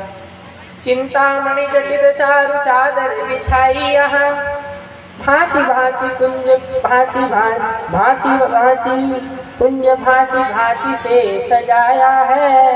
भारत का भूषण तिलक तीनों लोकों का, भक्तों के वास हेतु वृंदावन बसाया है। भक्तों के वास हेतु वृंदावन बसाया। भक्त जो वृंदावन है जो भक्तों के लिए बना है, भक्तों का समूह ही वृंदावन में रहता है। इसलिए वृंदावन की भूमि हमको सबसे अच्छे लगे भैया, इसलिए चलो सब वृंदावन में जाए करके रहेंगे। सब ने अपने अपना सामान इकट्ठा किया और सब वृंदावन में आए गए। जैसे वृंदावन में आए तो सुखदेव जी महाराज कहते हैं, वृंदावनम गोवर्धनम यमुना पुलिनानि च उस वृंदावन को जब देखा, उस वृंदावन के गोवर्धन को जब देखा, यमुना जी को के पुलिन को जब देखा, तो वीक्षासी उत्तमा प्रीति राम माधव यो नृप। यहाँ नृप संबोधन कर रहे हैं भगवान को कि एक ही ये भूमि थी जिसको देख करके बलराम जी और भगवान दोनों बड़े हर्षित हो गए, प्रसन्न हो गए। एकमात्र ऐसी भूमि थी वृंदावन। ऐसी सुंदर वृंदावन धाम में सब लोग आकर के रहने लगे। सुखदेव जी महाराज कहते हैं कि दोनों भैया तो बड़े प्रसन्न हो गए। कन्हैया दौड़ दौड़ के आए, मैया क्या वृंदावन में तो हम गैया चरावे जाएंगे। मैया बोली कन्हैया तू अभी छोटो है, कहाँ गैया चराने जाएगो। मैया ने भगवान उदास हो करके बैठ गए। मैया बोली कन्हैया तू उदास काहे को हो रहे हो, या वृंदावन ये तू तो नंद को छोड़ा है, तू तो ग्वालिन को छोड़ा है, बड़े होकर तो को गैया ही तो चरानी है, तू बड़े होकर तो चरही हो, अभी काय की जिद करता है। भगवान बोले मैया मैं तो गैया चराने जाऊँ। मैया बोली एक काम कर, अभी तो छोटो है, अभी बचपन को लेके चराने जाए। जब बछड़न को लेके चराने जाएगो और बड़े हो जाएगो तब गैया चराने जाइयो। मैया भगवान बोले हाँ ठीक है मैया। अब भगवान बछड़ों को चराने बत्स चारण लीला भगवान की प्रारंभ हो गई। एक दिन बछड़ा चराते चराते बत्सासुर नाम का दैत्य बछड़ों के साथ में मिल गया, तो भगवान ने बत्सासुर नाम के दैत्य का मर्दन किया। एक बार बकासुर आ गया, देखा तो मेरी बहन बकी, मेरी पूतना, मेरी बहन को इसने मारा है, यही काला काला मुरली वाला है। तो बड़े वेग से आया, भगवान को निकल गया। भगवान को जब निकल गया सारे ब्रजवासी घबरा गए, हमारो कन्हैया कहाँ चलो गए हो। तो भगवान ने अपना शीत इतना गर्म किया, उसको लगा कि मैंने आग का गोला निकल लिया। तो ही भगवान को इसने अपने मुख द्वार से बाहर निकाला। भगवान ने इसके एक चोंच में पैर रखा और दूसरी चोंच को हाथ से पकड़कर दोनों को बीच से फाड़ दिया, बकासुर का मर्दन कर दिया। बोली बकासुर मर्दन भगवान की। अब की बार अघासुर आ गया। अघासुर जब आया तो ये अघासुर एक अजगर का रूप बनाकर के अघासुर आया और इस अघासुर ने मुंह खोल करके बैठ गया, मुंह खोल करके प्राणायाम लगा करके बैठ गया। और ऐसा इसने प्राणायाम लगाया कि अपनी सांसें ही बंद कर ली। ब्रजवासियों ने जब देखा तो ब्रजवासियों ने सोचा मुझको तो ऐसे लगे कि या कोई गुफा है। दूसरों बोलो इतने दिन से ये वृंदावन में रह रहे हैं, आज तक तो ये गुफा कभी ना देखी। तो बोले हमने देखी ना होगी ये गुफा, तो चलो आके अंदर चले। सारे ब्रजवासी वो गुफा के अंदर जाने लगे, अघासुर के अंदर। अघासुर के मुख में जब जाने लगे सारे गुफा वाले, तो एक तो बोलो भैया ये गुफा है काहे की। दूसरों बोलो मुझको तो लगे ये संत महात्मा की गुफा है, सारे संत महात्मा यहाँ के अंदर बैठकर भगवान के नाम को जप करें। अच्छा बड़े तो फिर बड़े ठाठ हैं हमारे वृंदावन के संतन के। तो बोले क्यों? बोले देखो ना रोड कितनी शानदार गद्देदार रोड बनाई है, और जिस रोड में चल रहे थे वो जीभ थी अघासुर की। अघासुर की जीभ में चल रहे थे। बोले बड़े ठाठ हैं हमारे वृंदावन के संतन के, तो कितनी गद्देदार रोड बनाई है। अब आके ऊपर से चलने लगे, देखे तो अघासुर के इतने में दांत आ गए बड़े बड़े। दूसरे बोलो कि चोरे ये खूंटा काय को बाढ़ के रखे हैं यहाँ पर। तो एक बोलो मुझको तो लगे ये खूंटन में सब अपना सामान टांगे, सारे संत महात्मा इसलिए खूंटा टांगे। अच्छा तो सबके सब अंदर चले। इतने में बड़ी गरम गरम हवा आई, बड़ी दुर्गंध युक्त। उस दुर्गंध युक्त हवा को जैसे ही सारे गोप वालों को आई, तो ये अघासुर बहुत देर से प्राणायाम लगा करके बैठा था। अब प्राणायाम लगा करके बैठा था, इसकी सांस छूटी, बड़ी गरम गरम दुर्गंध युक्त हवा आई। तो जैसे ही सबको हवा आई, सबने सोचे अरे राम राम कितनी गंदी हवा आ रही है, क्यों आ रही इतनी गर्म। दूसरों बोलो मोको तो लगे कि जितने संत महात्मा हैं सबने एक साथ प्राणायाम लगाए हो, तो सबके प्राणायाम से एक साथ इतनी गरम गरम हवा निकली। दूसरों बोलो नहीं, मोको तो ऐसा लगे कि अंदर कोई जानवर मर गए हो, इसलिए इतनी दुर्गंध युक्त हवा आई। अच्छा तो हम जा ही रहे हैं, संत महात्मा की सेवा करनी चाहिए, तो चलो अंदर जाके जो जानवर मरो हो तो उसको साफ कर दीजिए। संत महात्मा प्रेम से भजन करेंगे। ऐसा कह करके सारे गोपवाला अघासुर के मुख में जाने लगे। भगवान ने जब देखा तो सबको रोका, सबको रोक रहे हैं भगवान, लेकिन सबके सब अघासुर के मुख में जा रहे हैं। और एक वाला बोला भैया मुझको तो बड़ो डर लग रहा है। बोलो क्यों? बोले उस दिन की बात याद ना है कि एक बकासुर नाम को दैत्य आए हो और अपने कन्हैया को निकल गए हो, तो ये भी कोई दैत्य भाई हो। तो दूसरों बोलो तो चिंता काय को कर रहे हो? जैसे बकासुर को चीर के फेंक दियो अपनो कन्हैया ने, वैसे याई के चीर के फेंक दे। बिल्कुल चिंता मत कर, चल हमारो कन्हैया हमारे साथ। ब्रजवासी देखिए कोई भी गलती कर रहे हैं, भलाई अघासुर के मुख में जा रहे हैं, लेकिन इनको एक विश्वास है कि हमारे साथ हमारा कन्हैया है। तो भगवान कहते हैं एकादश स्कंद में उद्धव से, उद्धव शक्रदेव प्रपन्नाय। उद्धव से कहते हैं भगवान उद्धव जो सब कुछ छोड़ के मेरी शरण में आ जाता है उस भक्त की सारी जिम्मेदारी मैं ले लेता हूँ। वाल्मीकि रामायण में ये प्रतिज्ञा भगवान कर रहे हैं, शक्रदेव प्रपन्नाय तवास्मीति याचते अभयः सर्वभूतेभ्यो ददाम्येतत् मम। सब कुछ छोड़ करके जो मेरी शरण में आ गया और कहा प्रभु तवास्मी, मैं आपका हूँ, तो उसके लिए मैं अपना सब कुछ, उसकी सारी जिम्मेदारी भक्ति मैं ले लेता हूँ। तो ब्रजवासी भी अघासुर के मुख में तो जा रहे हैं, लेकिन सबको एक विश्वास है कि हमारा कन्हैया हमारे साथ है। इसलिए भगवान एकादश स्कंध में कहते हैं बध्यमानो मदभक्तो विषयैर्जितेन्द्रियः प्रायः प्रगल्भया भक्त्या विषयैर्नाभिभूयते। एकादश स्कंध में कहते हैं उद्धव बध्यमानो मदभक्तो, मेरा जो भक्त है वो तो कभी काम वासनाओं में पड़ता नहीं है, कभी काम वासनाओं में नहीं जाता, लेकिन धोखे से यदि चला भी गया तो उसको प्रायः प्रगल्भया भक्त्या विषयैर्नाभिभूयते। कोई धोखे से चला भी गया तो उसको उस काम वासनाओं के मुख से निकाल करके मैं ले आया था। तो आज अघासुर के मुख में भी सारे वृंदावन वासी चले गए, सारे गोप ग्वाले चले गए, लेकिन सबको विश्वास है कि हमारो कन्हैया है, सब अंदर जा रहे हैं। भगवान ने खूब चिल्लाई, कोई ने भगवान की बात नहीं सुनी, तो भगवान भी पीछे पीछे दौड़े गए और इसके मुंह में चले गए। जैसे ही मुंह में गए तो अघासुर ने अब अपना मुंह बंद कर दिया। जैसे मुंह बंद किया सारे लोग वाले घबराए गए। भगवान तुरंत इस अघासुर की नासिका छिद्र में गए और अपना शरीर इतना बड़ा किया कि इसको सांसें लेते नहीं बनी, और अंत में इसका ब्रह्मरंध्र फट गया। उसी ब्रह्मरंध्र के उसी छिद्र से सारे गोप वालों को निकाल करके भगवान ले आए। अब सारे गोप वालों वाले तो बेहोश हो गए थे, तो भगवान ने अपनी प्रेम भरी दृष्टि से सबको देखा तो सबके सब जीवित हो गए, खड़े हो गए, सब खड़े हो गए और भगवान ने इस प्रकार अघासुर का वध किया। बोलिए अघासुर मर्दन भगवान की। अब सारे गोपवाला निकल के आए और यहाँ पर भगवान की वनभोज लीला होती है। वन में भगवान भोजन करते हैं। उस सुंदर छवि का सुखदेव जी महाराज वर्णन कर रहे हैं। आइए हम भी उसी सुंदर छवि के चित्र को अपने हृदय में अंकित करें। कैसी है भगवान की छवि?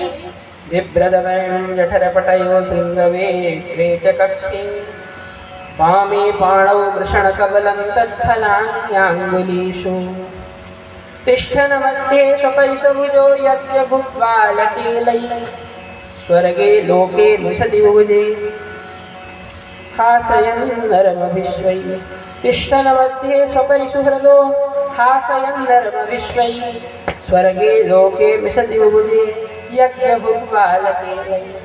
कैसी है भगवान की छवि? विभ्रद वैणुं जठरपटयो शृंगवेत्ते च कक्षे। भगवान ने अपने पीताम्बर को उतार करके अपनी कमर में बांध लिया है। विभ्रद वैणुं जठरपटयो शृंगवेत्ते च कक्षे, और एक तरफ श्रृंगी रख ली है, एक तरफ अपनी कमर में उस पीताम्बर में श्रृंगी को डाल दिया है, दूसरी तरफ शृंगवेत्ते च कक्षे, दूसरी तरफ वेत्र यानी डंडा दबा दिया है। शृंगवेत्ते कक्षे, एक तरफ वेणु रख ली है, वंशी रख ली है, बाजू में डंडा रख लिया है, एक तरफ श्रृंगी फंसी है, दूसरी तरफ वेणु यानी बंशी फंसी है, एक तरफ भगवान के डंडा रखा है, और बामे पाणौ वृषण कबलम, अपने बाएं हाथ में भगवान ने दधी और माखन युक्त, दधी भात युक्त कवल अपने हाथ में भगवान ने रखा हुआ है। और उस कवल को सब भगवान की जितनी मित्र मंडली है सब पत्ते तोड़ तोड़ के भोजन पा रही है, लेकिन हमारे प्रभु तो सरपात्री बन के भोजन पा रहे हैं। अपने हाथ में रख दिया सारा दधी भात,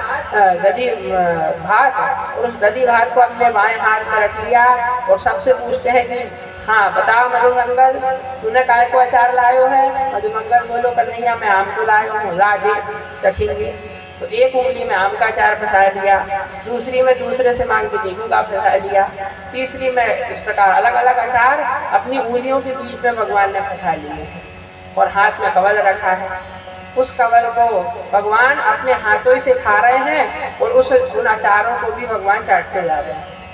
ऐसी भगवान की सुंदर छवि।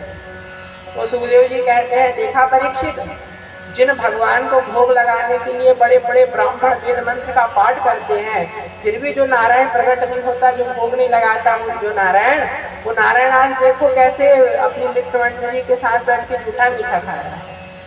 भगवान की इस लीला को जब ब्रह्मा जी महाराज ने आकर के देखा तो ब्रह्मा जी महाराज व्यामोहित हो गए। कैसा भगवान है, सबके साथ जूठा मीठा खा रहा है। तो ब्रह्मा जी महाराज ने सोचा कि भगवान की परीक्षा लेनी चाहिए। ये कथा आपने सुनी है प्रथम दिन, इसलिए संक्षिप्त में हम इसको सुना रहे हैं। ब्रह्मा जी महाराज ने जब देखा कि ये तो सबका जूठा मीठा खा रहे हैं, तो भगवान ने, ब्रह्मा जी ने सोचा कि इनकी परीक्षा लेनी चाहिए। ब्रह्मा जी महाराज ने, भगवान जब भोजन कर रहे थे, सारे गोप बालों को गायब कर दिया, ले गए अपने साथ ब्रह्मलोक। इधर भगवान ने देखा कि हमारे गोप बछड़े कहाँ गए, बछड़ों को गायब कर दिया। बछड़े कहाँ गए भगवान ने देखा, भगवान ढूंढने चले गए कि हम लेके आते हैं, तुम लोग भोजन करो।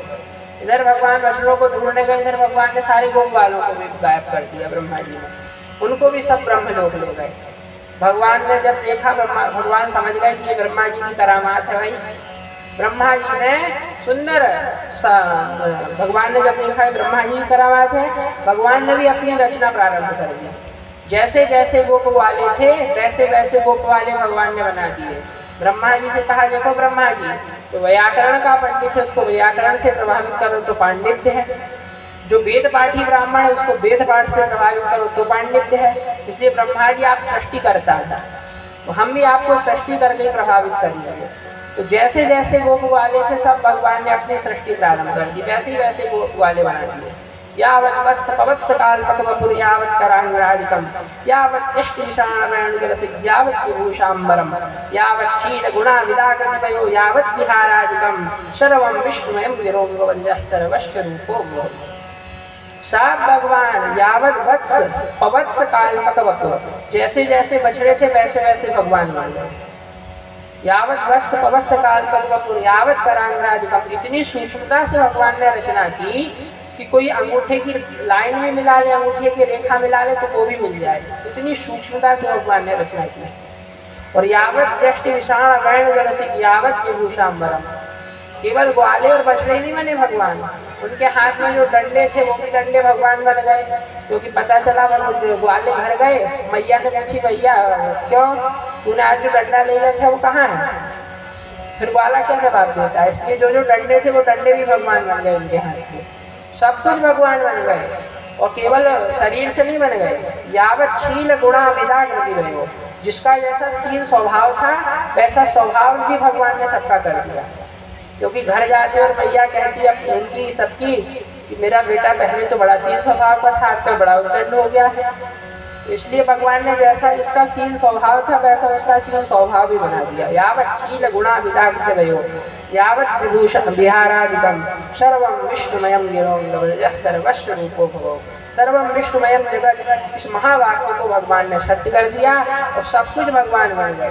ब्रह्मा जी ने आकर के देखा कि सब तो भगवान बने हैं, यहाँ पर सारे बछड़े वाले तो यही हैं, हम ले गए थे वो कहाँ? तुरंत ब्रह्मलोक पर वापस जाकर के देखा तो वहाँ पर भी बछड़े और ग्वाले थे। ब्रह्मा जी को बड़ा आश्चर्य हुआ। ब्रह्मा जी दोबारा देखने आए। दोबारा जब देखने आए तो भगवान भी पहुँच गए ब्रह्मलोक। ब्रह्मलोक में जाकर के द्वारपालों से कहा कि देखो आजकल यहाँ नकली ब्रह्मा खूब घूम रहा है, वो आए तो उसको अंदर मत आने देना। ऐसा कहकर भगवान तो गए, ब्रह्मा जी के आसन में जाकर के बैठ गए। इधर ब्रह्मा जी महाराज लौट करके आए, ग्वाल वालों बछड़ों को लेने वापिस। तो इधर तो भगवान जब द्वारपाल मिले, द्वारपाल बोले ब्रह्मा नकली ब्रह्मा हो तुम, अंदर मत जाना। हमारे स्वामी जी ने हमको सब बता दिया कि तुम नकली ब्रह्मा बन के घूम रहे हो, हमारे स्वामी तो अंदर हैं। अच्छा तुम्हारे ब्रह्मा जी अलग हैं क्या अंदर हैं? बोले हाँ। तो ठीक है भैया, वही आपके ब्रह्मा जी हैं, पर उन ब्रह्मा जी के हमको दर्शन ही करा दो। द्वारपाल जैसे ही अंदर गए तो भगवान ब्रह्मा जी के आसन से अंतर ध्यान हो गए। बड़े लज्जित ब्रह्मा जी अपने द्वारपालों के सामने हुए। इधर ब्रह्मा जी सारे गोपालों और बछड़ों को लेकर के भगवान के पास आए और भगवान से क्षमा याचना की। भगवान ने जैसे देखा कि ब्रह्मा जी ग्वालों और बछड़ों को लेकर के आ रहे हैं तो भगवान ने अपने ग्वाल वाले बछड़े गायब कर दिए। जब ग्वाल वाले बछड़े गायब कर दिए, ब्रह्मा जी यहाँ आए और भगवान की स्तुति की। ब्रह्मा जी को जब देखा ग्वाल वालों ने तो भगवान से पूछा ग्वाल वालों ने कि चौरी कन्हैया ये चौमुखा कौन आ गया? तब से उस क्षेत्र का नाम ही चौमुखा पड़ गया। वृंदावन में एक चौमुखा नाम का क्षेत्र है, उस क्षेत्र का नाम ही चौमुखा पड़ गया। और भगवान ब्रह्मा जी भगवान की स्तुति करने लगे। नौमीड्यते भ्रवपुषे तडिदं वराय गुंजावतंस परिपेक्षल सन्मुखाय वन्यस्रजे कवलवेत्र विषाणवेणु लक्ष्मश्रिये मृदुपदे पशुपांकजाय। प्रभो नौमीड्यते भ्रवपुषे तडिदं वराय, आपका ये जो नील विग्रह है, नीला नीला विग्रह है, श्याम विग्रह, ये अनंत का वाचक है। बोले कैसे?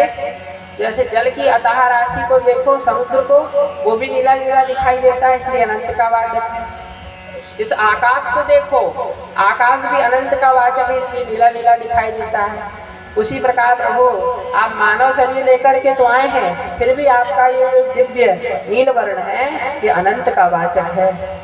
नील सरोवर नीलमणि नील नीलधर श्याम, आपका ये जो नील वर्ण है अनंत का वाचक है। आपकी जो चार भुजाएं हैं, अब यहाँ चार भुजाओं का दर्शन कर रहे हैं। कौन कौन सी? आपकी जो चार भुजाएं हैं उसमें चार चीजें रखी हुई हैं। शंख चक्र गदा पद्म नहीं रखा है। बोले क्या रखी हैं? बोले एक हाथ में आपकी बैणु रखी है, एक हाथ में आपका डंडा रखा है, एक हाथ में भोजन का कवच रखा है और एक हाथ में वंशी रखी है। एक में श्रृंगी रखी है, एक में डंडा रखा है, एक में वंशी रखी है और एक में कवच रखा है। इस प्रकार प्रभु आपके चारों हाथों में चारों चीजें रखी हुई।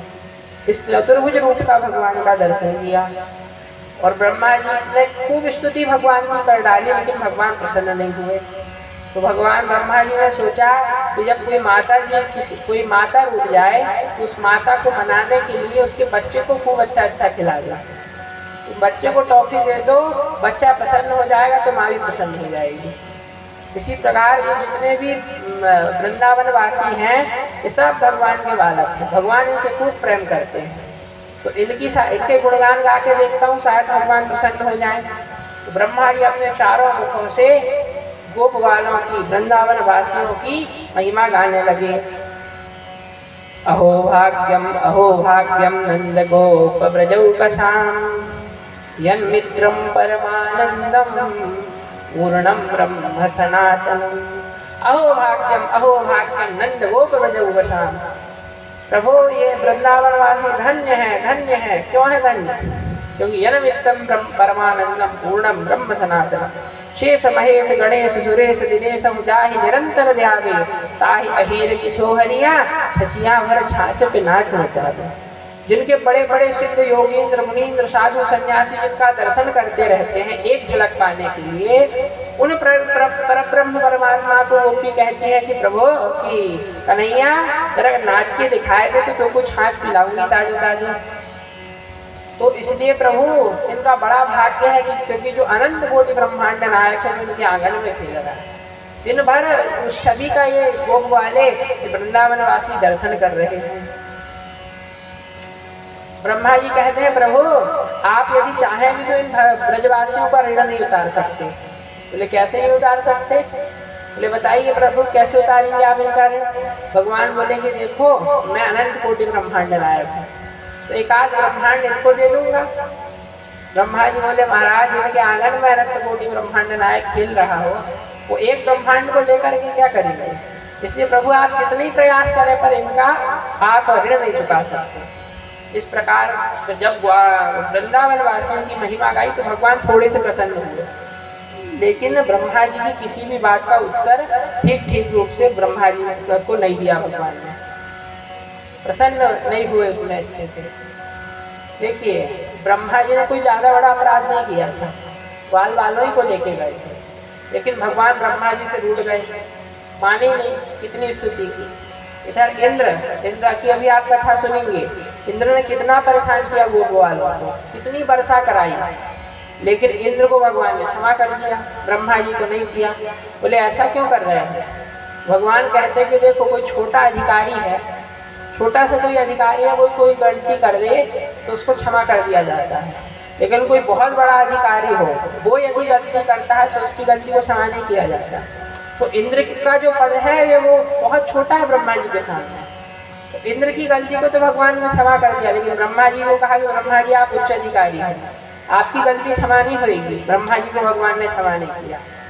अथवा भगवान कहते हैं कि ब्रह्मा जी जब आए तो ब्रह्मा जी ने मेरे गोप ग्वालों को मुझसे दूर कर दिया, विरह मेरे गोप ग्वालों को मेरा हुआ।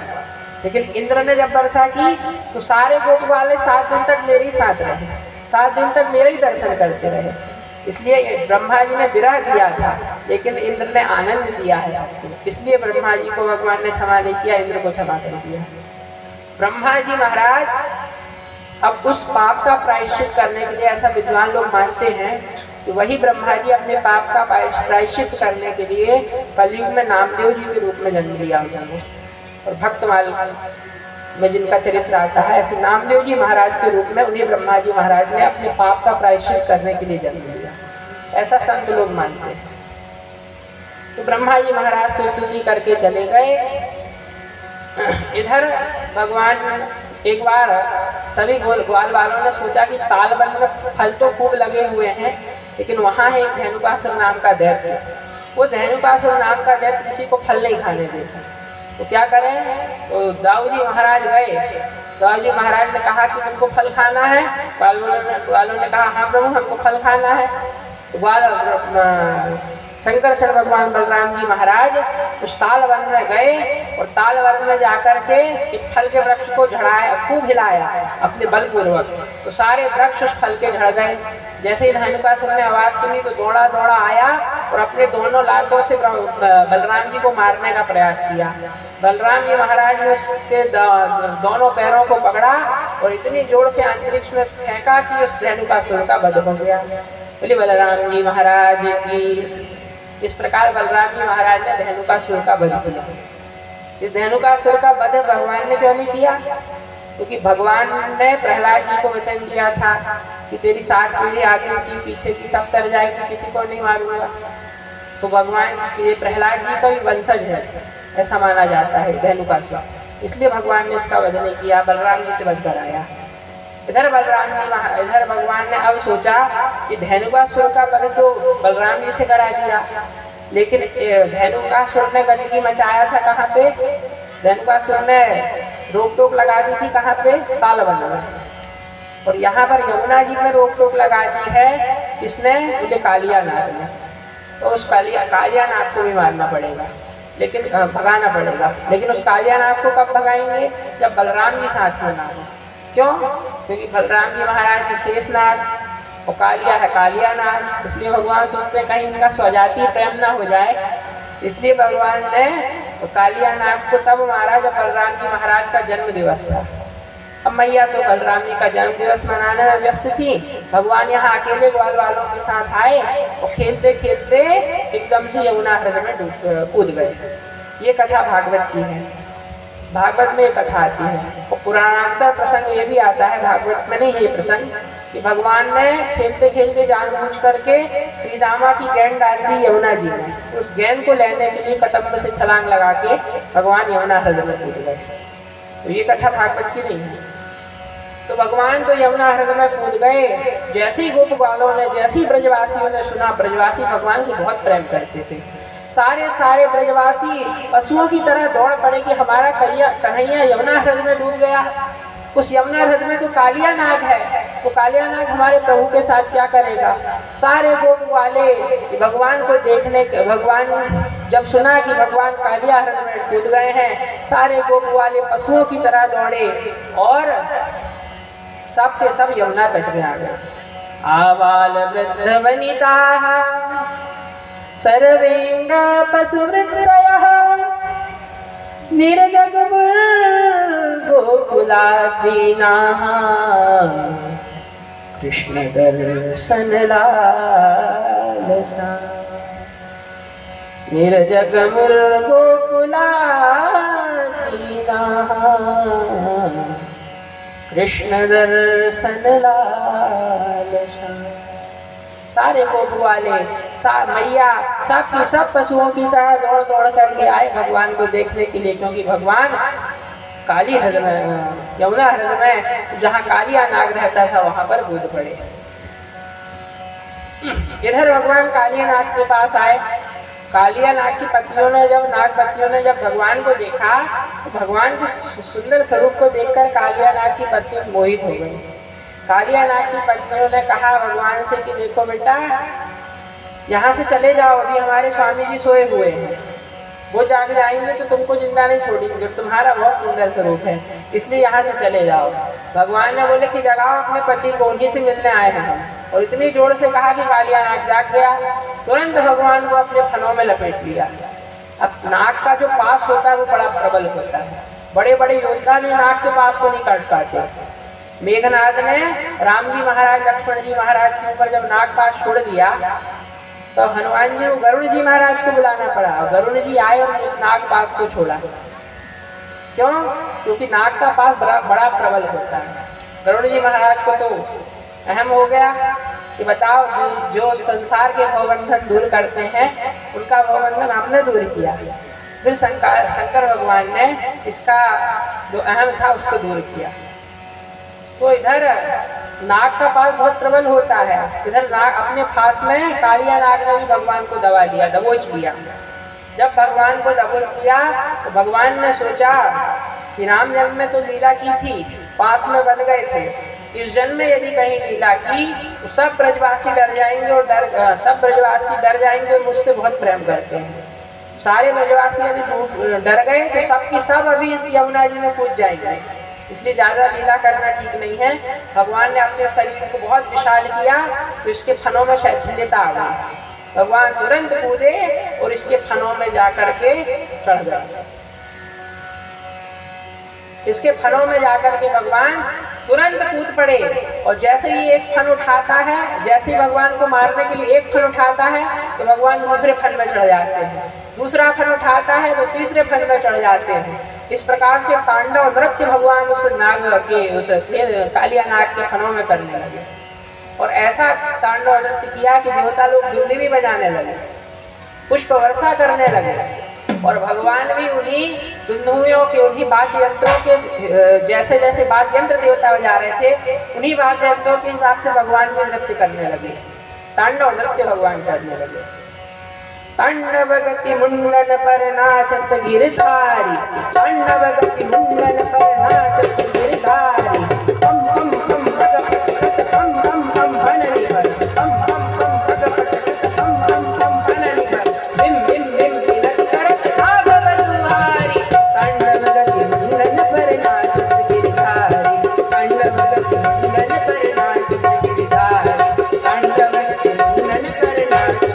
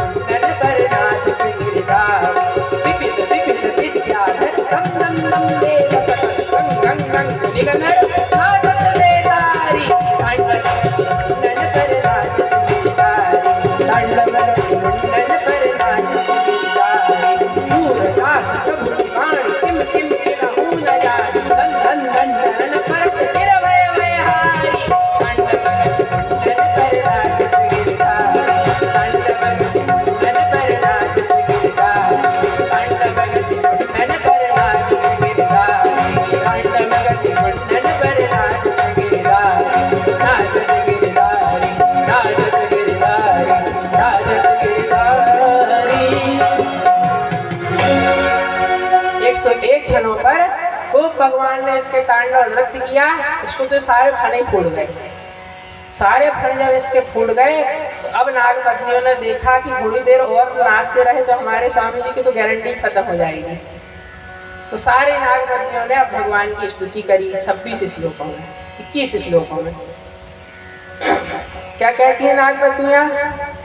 तच्चित्र तांडव विरुगुण फणात पत्रो रक्तम मुखैरुपमं नृपभग्नमात्रः स्मृत्वा चराचर गुरुं पुरुषं पुराणं नारायणं तमरणं मनसा जगाम। कालिया नाग को भी पता चल गया कि कोई और नहीं, साक्षात भगवान है, इसलिए उन प्रभु को मन ही मन ये कालिया नाग प्रणाम करने लगा। और इधर कालिया नाग की पत्नियों ने भगवान की स्तुति प्रारंभ कर दी। न्यायो हि दंडः कृतघिल विशेषमिन् तवावतारः खल निग्रहाय रिपोषुतानामपि तुल्य दृष्टि दत्से दमं फलमेवानुशंसन्।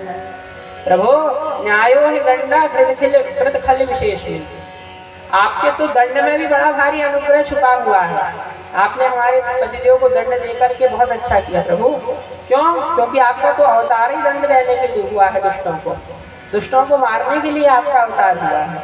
और हमारे जो पतिदेव थे इनको भी बहुत अहम आ गया था, घमंड आ गया था, तो आपने इनको इसलिए दंड दिया। लेकिन दंड नहीं दिया, बहुत बड़ा आपने इनके ऊपर अनुग्रह किया है। क्रोधोपिते अनुग्रह एव सम्मतः, आपके क्रोध में भी बड़ा भारी अनुग्रह छुपा हुआ है।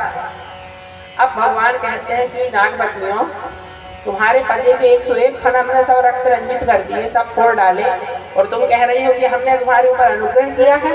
कौन सा अनुग्रह कर दिया भाई तुम्हारे ऊपर?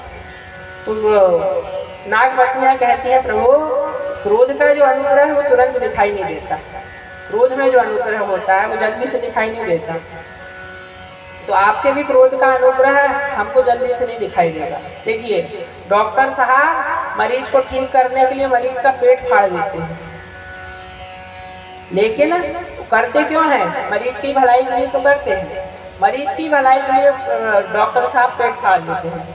और कई बार ऐसा भी हो जाता है कि पूरा ऑपरेशन हो गया और कैंची पेट में रह गई, ऐसा भी कई बार हो जाता है।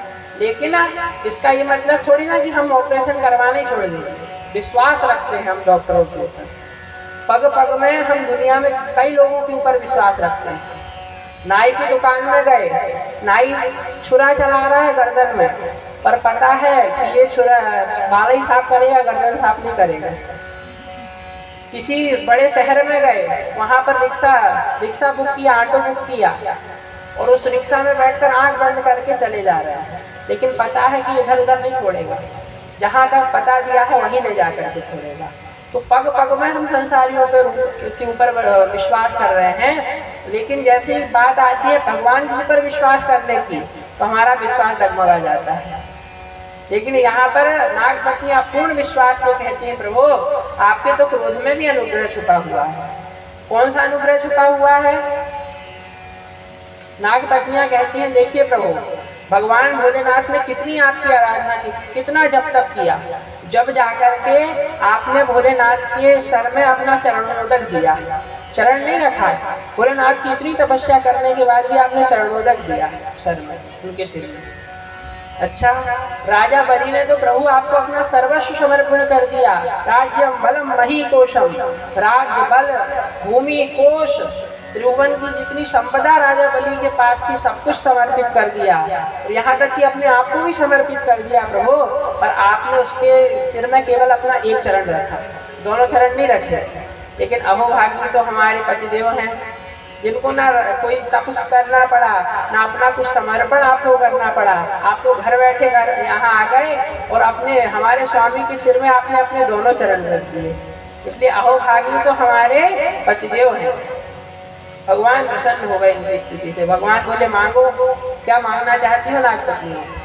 नाग पत्नियां कहती हैं प्रभु, न नाक पृष्ठम न च सार्वभौमं न पारमेष्ठम नरसाधिपत्यम न योग सिद्धिर अपुनर्भवं वा वाञ्छन्ति यत्पादरजः प्रपन्ना प्रभु हम कोई मोक्ष नहीं चाहती, हम कोई स्वर्ग नहीं चाहती, हम कोई सार्वभौमिक सत्ता नहीं चाहती, हम कोई योग सिद्धि नहीं चाहती।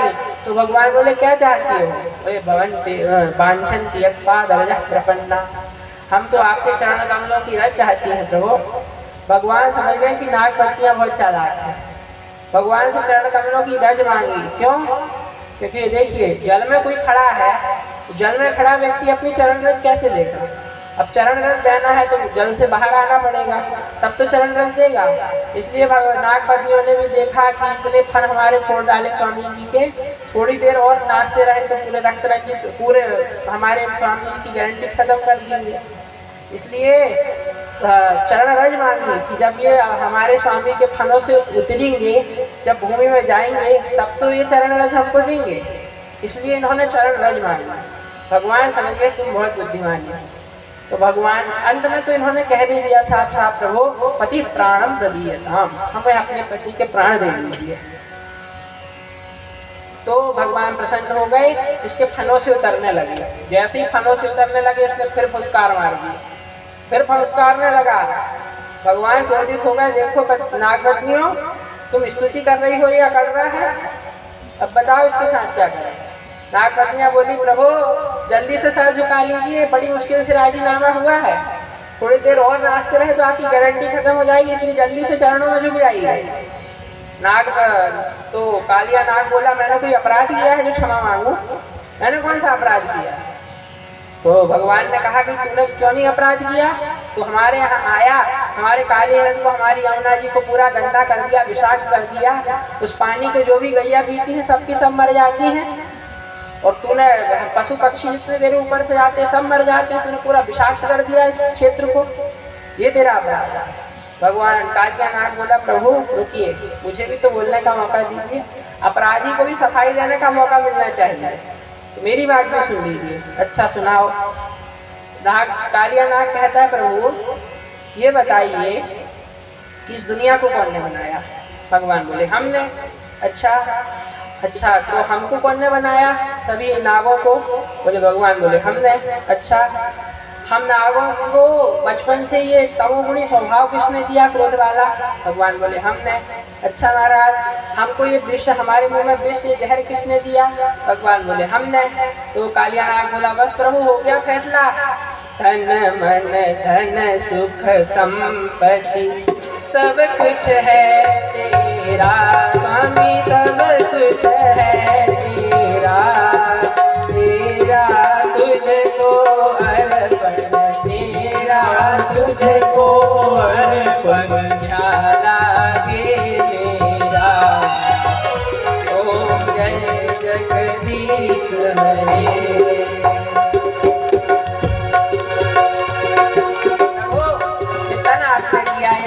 शरीर आपने हमारे मुख में विष आपने दिया, आपने हमको एक क्रोधी स्वभाव दिया, तो प्रभु जो आपने हमको दिया वही हमने आपको दिया, तो आप हमारे ऊपर क्यों क्रोधित हो रहे हैं? प्रभु भयम हलाः सहोत्पत्त्या तामसादीर्घमन्यवः स्वभावो दुस्त्यजो नाथ लोकानां यद सत्रः।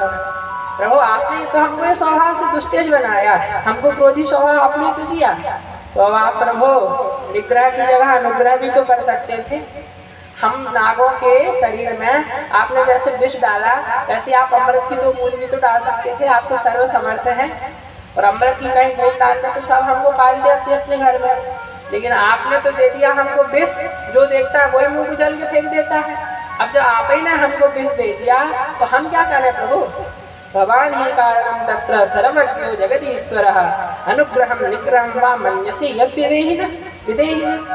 प्रभु आप अनुग्रह निग्रह की जगह अनुग्रह भी तो कर सकते थे, हमारे मुख में विष की जगह अमृत भी तो डाल सकते थे। तो भगवान कहते हैं कि कालिया नाग यदि हमने तुम्हारे मुख में विष दिया भी तो हमने तुम्हारे रहने के लिए स्थान भी तो बनाया है, रमण द्वीप। उस रमण द्वीप में जाकर के रहो, यहाँ क्यों गंदगी कर रहे हो? कालिया नाग बोला प्रभु मैं तो रमण द्वीप में ही निवास करता था, लेकिन रमण द्वीप में जो आपका ही वाहन गरुड़ है वही आके सारे नागों को खा जाता था, इसलिए उस गरुड़ से छुपने के लिए मैं यहाँ पर आया हूँ प्रभु। अब भगवान कहते हैं कि जाओ, अब तुम्हारा गरुड़ कुछ नहीं करेगा। गरुड़ क्यों नहीं आता यहाँ, भगवान ने पूछा। तो कालियानाग कहता है प्रभु सौभरी ऋषि ने गरुड़ को श्राप दिया है, यह इस यमुना जी में आकर के गरुड़ कोई भी हिंसा करेगा, अत्र प्रविश्य गरुड़ो यदि मत्स्यांश खादति सत्य प्राणी विरुच्येत सत्यमेतद् ब्रवीम्यहम्। सौभरी ऋषि ने श्राप दिया कि यदि यहाँ आकर गरुड़ कोई भी हिंसा करेगा तो निश्चित ही मारा जाएगा, इसलिए गरुड़ इस स्थान पर नहीं आता है। तो भगवान अब आपकी वाहन गरुड़ के यहाँ कारण मैं यहाँ छुपा हुआ।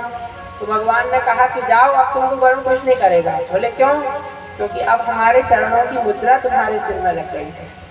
अभी तक तुम्हारे चरणों में हमारी मुद्रा नहीं लगी थी, लेकिन अब इन मुद्राओं को देख करके गरुड़ तुम्हारा कुछ नहीं बिगाड़ेगा। क्योंकि कुत्ते दो प्रकार के होते हैं, एक होता है पालतू और दूसरा होता है फालतू। फालतू कुत्ते को कोई भी डंडा मार के भगा देता है, लेकिन पालतू कुत्ते को मार के देखो, उसका स्वामी नाराज हो जाएगा, ए तूने हमारे कुत्ते को मारा। और उन कुत्तों के ठाट भी देखिए महाराज, एसी में घूमते हैं, एसी गाड़ियों में, ऐसे ठाट हो गए आजकल तो कुत्तों के। कुत्तों को पालना अच्छी बात नहीं है, तो एक कथा में हमने आपको बताया, लेकिन कुत्तों को पालना अच्छी बात नहीं है, कुत्ते नहीं पालने चाहिए। कुत्ते पालने का अधिकार केवल चांडालों के पास है, हमको कुत्ते नहीं पालना चाहिए। तो पालतू कुत्तों के तो बड़े ठाट होते हैं।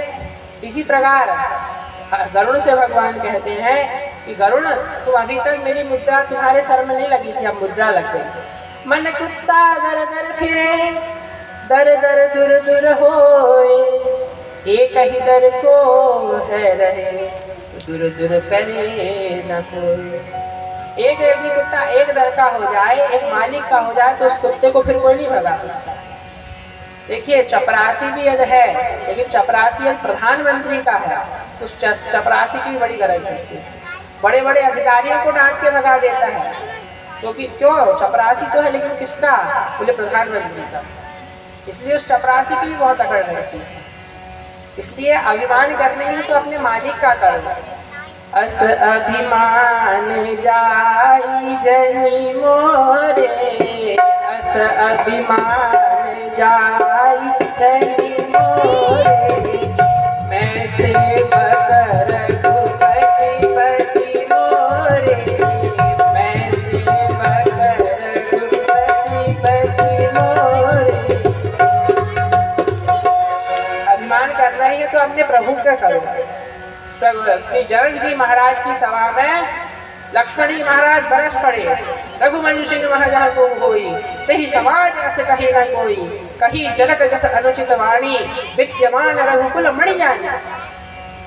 रघुवंशियों में जहाँ कोई होता है उस समाज में ऐसा कोई नहीं कहता जैसी अनुचित वाणी श्री राम जी के होते हुए जनक ने कही।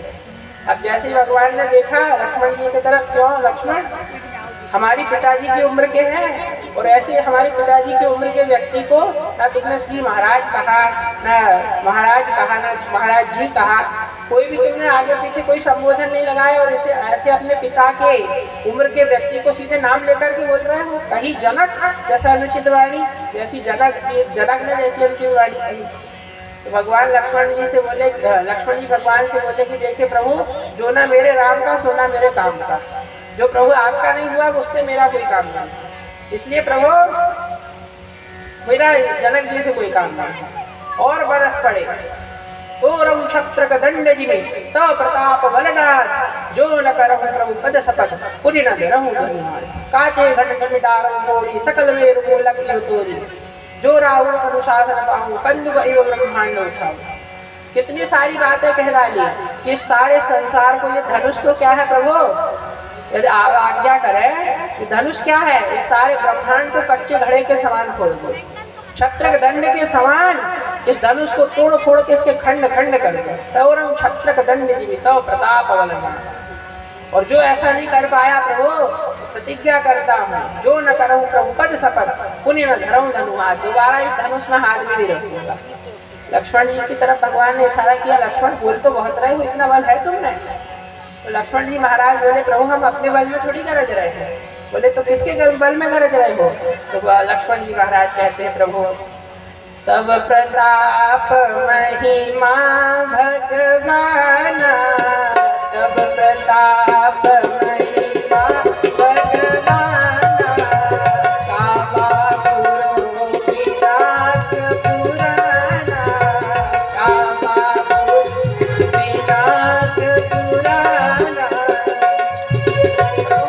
बल में थोड़ी गरज रहे हैं, हम तो आपके बल में गरज रहे हैं। तब प्रताप बलनाथ, हम तो आपके बल में गरज रहे हैं प्रभु। तो इसलिए अभिमान करेंगे तो अपने स्वामी का बल का अभिमान लक्ष्मण जी ने किया, लेकिन भगवान के बल पे गरज रहे हैं। तो इसलिए भगवान कहते हैं कि देखो अब हमारी मुद्रा तुम्हारे सिर में लग गई है, अब तुमको गरुड़ कुछ नहीं करेगा। इसलिए भगवान ने जाकर गरुड़ को शेष कालियानाग को भेज दिया। कालियानाग जाकर के रमण द्वीप में रहने लगा। भगवान बाहर आए तो दाऊ जी महाराज ने भगवान को गले से लगा लिया, क्योंकि दाऊ जी महाराज बड़ा प्रेम भगवान से वात्सल्यात्मक प्रेम करते हैं कि मेरा छोटा भैया है। दाऊ जी महाराज ने भगवान को गले से लगा लिया। सारे ब्रजवासी इतने प्रसन्न हो गए कि घर जाने की किसी को होश ही नहीं रही, सब वहीं रुक गए उस यमुना के तट में। लेकिन भगवान ने सोचा कि यदि ये ब्रजवासी हैं, अभी तो सो गए हैं सब रात में, लेकिन जब सब सुबह उठेंगे तो सब ये विषाक्त फलों को खाएंगे और इस विषाक्त पानी को पिएंगे। इसलिए भगवान ने क्या किया, हरी इच्छा से ही रात में वहाँ पर अग्नि प्रकट हो गई, दावाग्नि वहाँ पर प्रकट हो गई और उस अग्नि से, उस वन की अग्नि से सारा वहाँ का यमुना का जो तट था सब जलने लगा। सारे ब्रजवासी कहने लगे कन्हैया रक्षा करो रक्षा करो। तो भगवान ने उस सारी अग्नि का पान कर लिया। कोई बहुत बड़े आश्चर्य की बात नहीं है, क्योंकि अग्नि भगवान का मुख है, मुखाद अग्निरजायत है, भगवान का मुख अग्नि है। कोई बड़े आश्चर्य की बात नहीं। भगवान ने उस अग्नि का पान किया और सारे गोपवाल वहां से चले गए। इस प्रकार सुखदेव जी महाराज कहते हैं राजन, इस प्रकार अब वर्षा ऋतु के बाद आई, अब वर्षा ऋतु आ गई। इस वर्षा ऋतु में भगवान गऊ चराने जाने लगे। अभी देखिए वृंदावन की दो विशेषताएं हैं। कौन कौन सी? पहली विशेषता है सर्वकाल सुखावहम। यहाँ पे हर कोई भी मौसम हो सब बहुत अच्छा लगता है। कोई भी मौसम में आप चले जाइए वृंदावन बहुत अच्छा लगता है। पहली विशेषता ये। दूसरी विशेषता जग होरी ब्रज होरा। संसार में जितने उत्सव कहीं नहीं मिलते, उससे ज्यादा उत्सव ब्रजधाम में मिलते हैं। 12 से 12 महीने ब्रजधाम में उत्सव मनाए जाते हैं। तो ये दो विशेषता ब्रजधाम की है। तो वर्षा ऋतु आई, भगवान गोचारण के लिए जाने लगे। उस गोचारण के लिए जब जाते हैं तो भगवान के दर्शन करने के लिए भगवान की उस छवि का गोपियाँ ध्यान करती हैं। भगवान के उस गोचारण लीला के लिए जब भगवान निकलते हैं तो जो छवि भगवान की होती है उस छवि का गोपियाँ ध्यान करती हैं और सब गोपियाँ मिलकर के ध्यान करती हैं। इसका नाम है वेणु जी। केवल एक श्लोक को हम समझेंगे, क्योंकि आज ये 56 भोग सामने रखा है, तो सबकी नज़र है कि कब कथा और 56 भोग सबको मिले।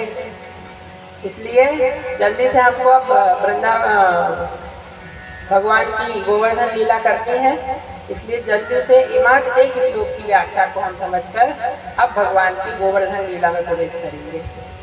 वरहापीडं नटवरवपुः कर्णयो कर्णिकारं बिभ्रतवासः कनककपिशं वैजयन्तीं च माराम् रन्ध्राणवेणुरधरसुधया पूरयन् गोपवृन्दैः वृन्दारण्यं स्वपदरमणं भाविसद्गीतकीर्तिः। वरहापीडं नटवरवपुः। भगवान ने मोर का मुकुट मोर को अपने मुकुट में लगाया, मोर के पंख को अपने मुकुट में लगाया हुआ है। वरहापीडम मोर मुकुट भगवान ने धारण किया हुआ है। नटवर वपु, भगवान का वपु कैसा है, भगवान का शरीर कैसा है? बोले नटवर। नट माने जादूगर। जादूगर कितना सस्ता है जब जादू दिखाने जाता है। और उन नटों में भी वर माने श्रेष्ठ, उन नटों में भी जिनका स्वरूप सबसे ज्यादा श्रेष्ठ हो, ऐसे नटों में भी सबसे ज्यादा श्रेष्ठ भगवान का वपु है। वरहापीडम नटवर वपु कर्णयो कर्णिकारम। भगवान ने अपने कानों में कर्णिका यानी कनेर के पुष्प पहने हुए, कुंडलों के रूप में कनेर के पुष्प भगवान पहनते हैं। कर्णयो कर्णिकारम बिभ्रतवासः कनककपिशं वैजयन्तीं च मालाम्। अपने सुंदर वपू में भगवान ने पीताम्बर सुनहरा पीताम्बर पहना हुआ है, कनक कपिशम। अपने सुंदर वपू में, ऐसे सुंदर वपू में जो नटों में भी श्रेष्ठ है, ऐसे सुंदर वपू में भगवान ने अपना सुनहरा पीताम्बर ओढ़ा हुआ है। कनक कपिशम वैजयंतीम जमाला, गले में वैजयंती की सुंदर माला पहनी हुई है। इस छवि का गोपियां ध्यान कर रही हैं कि जब भगवान जाते हैं गौ चराने, तब ऐसी छवि भगवान की गोपियां देखती हैं और उसका फिर ध्यान करती हैं भगवान के जाने के बाद। वैजयंतीम जमालाम रंध्राण वैणुरधर शुद्धया पूरयन गोप वृंदई, भगवान ने अपने अधरों में बंसी लगाई हुई है और अपने अधरों से उस सुंदर बंसी को बजा रहे हैं। रंध्राण वैणुरधर शुद्धया पूरयन गोप वृंदई, और ऐसा करते हुए भगवान वृंदारण्य में प्रवेश कर रहे हैं। और कैसे प्रवेश कर रहे हैं? बोले अकेले नहीं, वृंदारण्यम पूरयन गोप वृंदई, समस्त गोप ग्वालों के बीच में परम सुशोभित होकर के भगवान वृंदारण्य में प्रवेश कर रहे हैं। स्वपद रमणम प्राविशत गीत कीर्ति, और अपने चरण चिन्हों को वृंदावन में छोड़ते हुए जा रहे हैं। और कैसे? चुपचाप नहीं जा रहे हैं, प्राविशत गीत कीर्ति, अपने समस्त गोप ग्वालों से अपनी कीर्ति का गायन सुनते हुए भगवान उस वृंदारण्य में प्रवेश कर रहे हैं।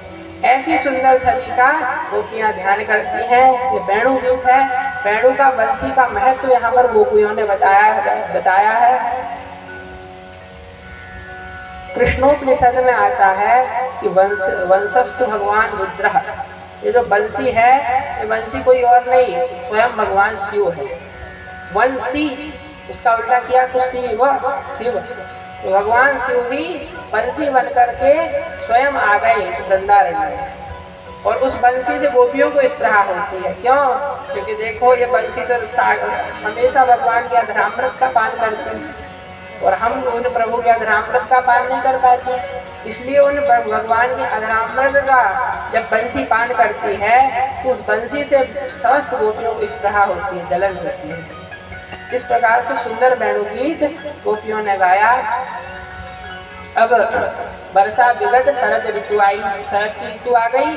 शरद ऋतु में भगवान, शरद ऋतु का जो पहला महीना था, उस शरद ऋतु का पहले मास में, मतलब मार्गशीर्ष मास में सारी गोपियां जाती हैं और भगवान का ध्यान करती हैं।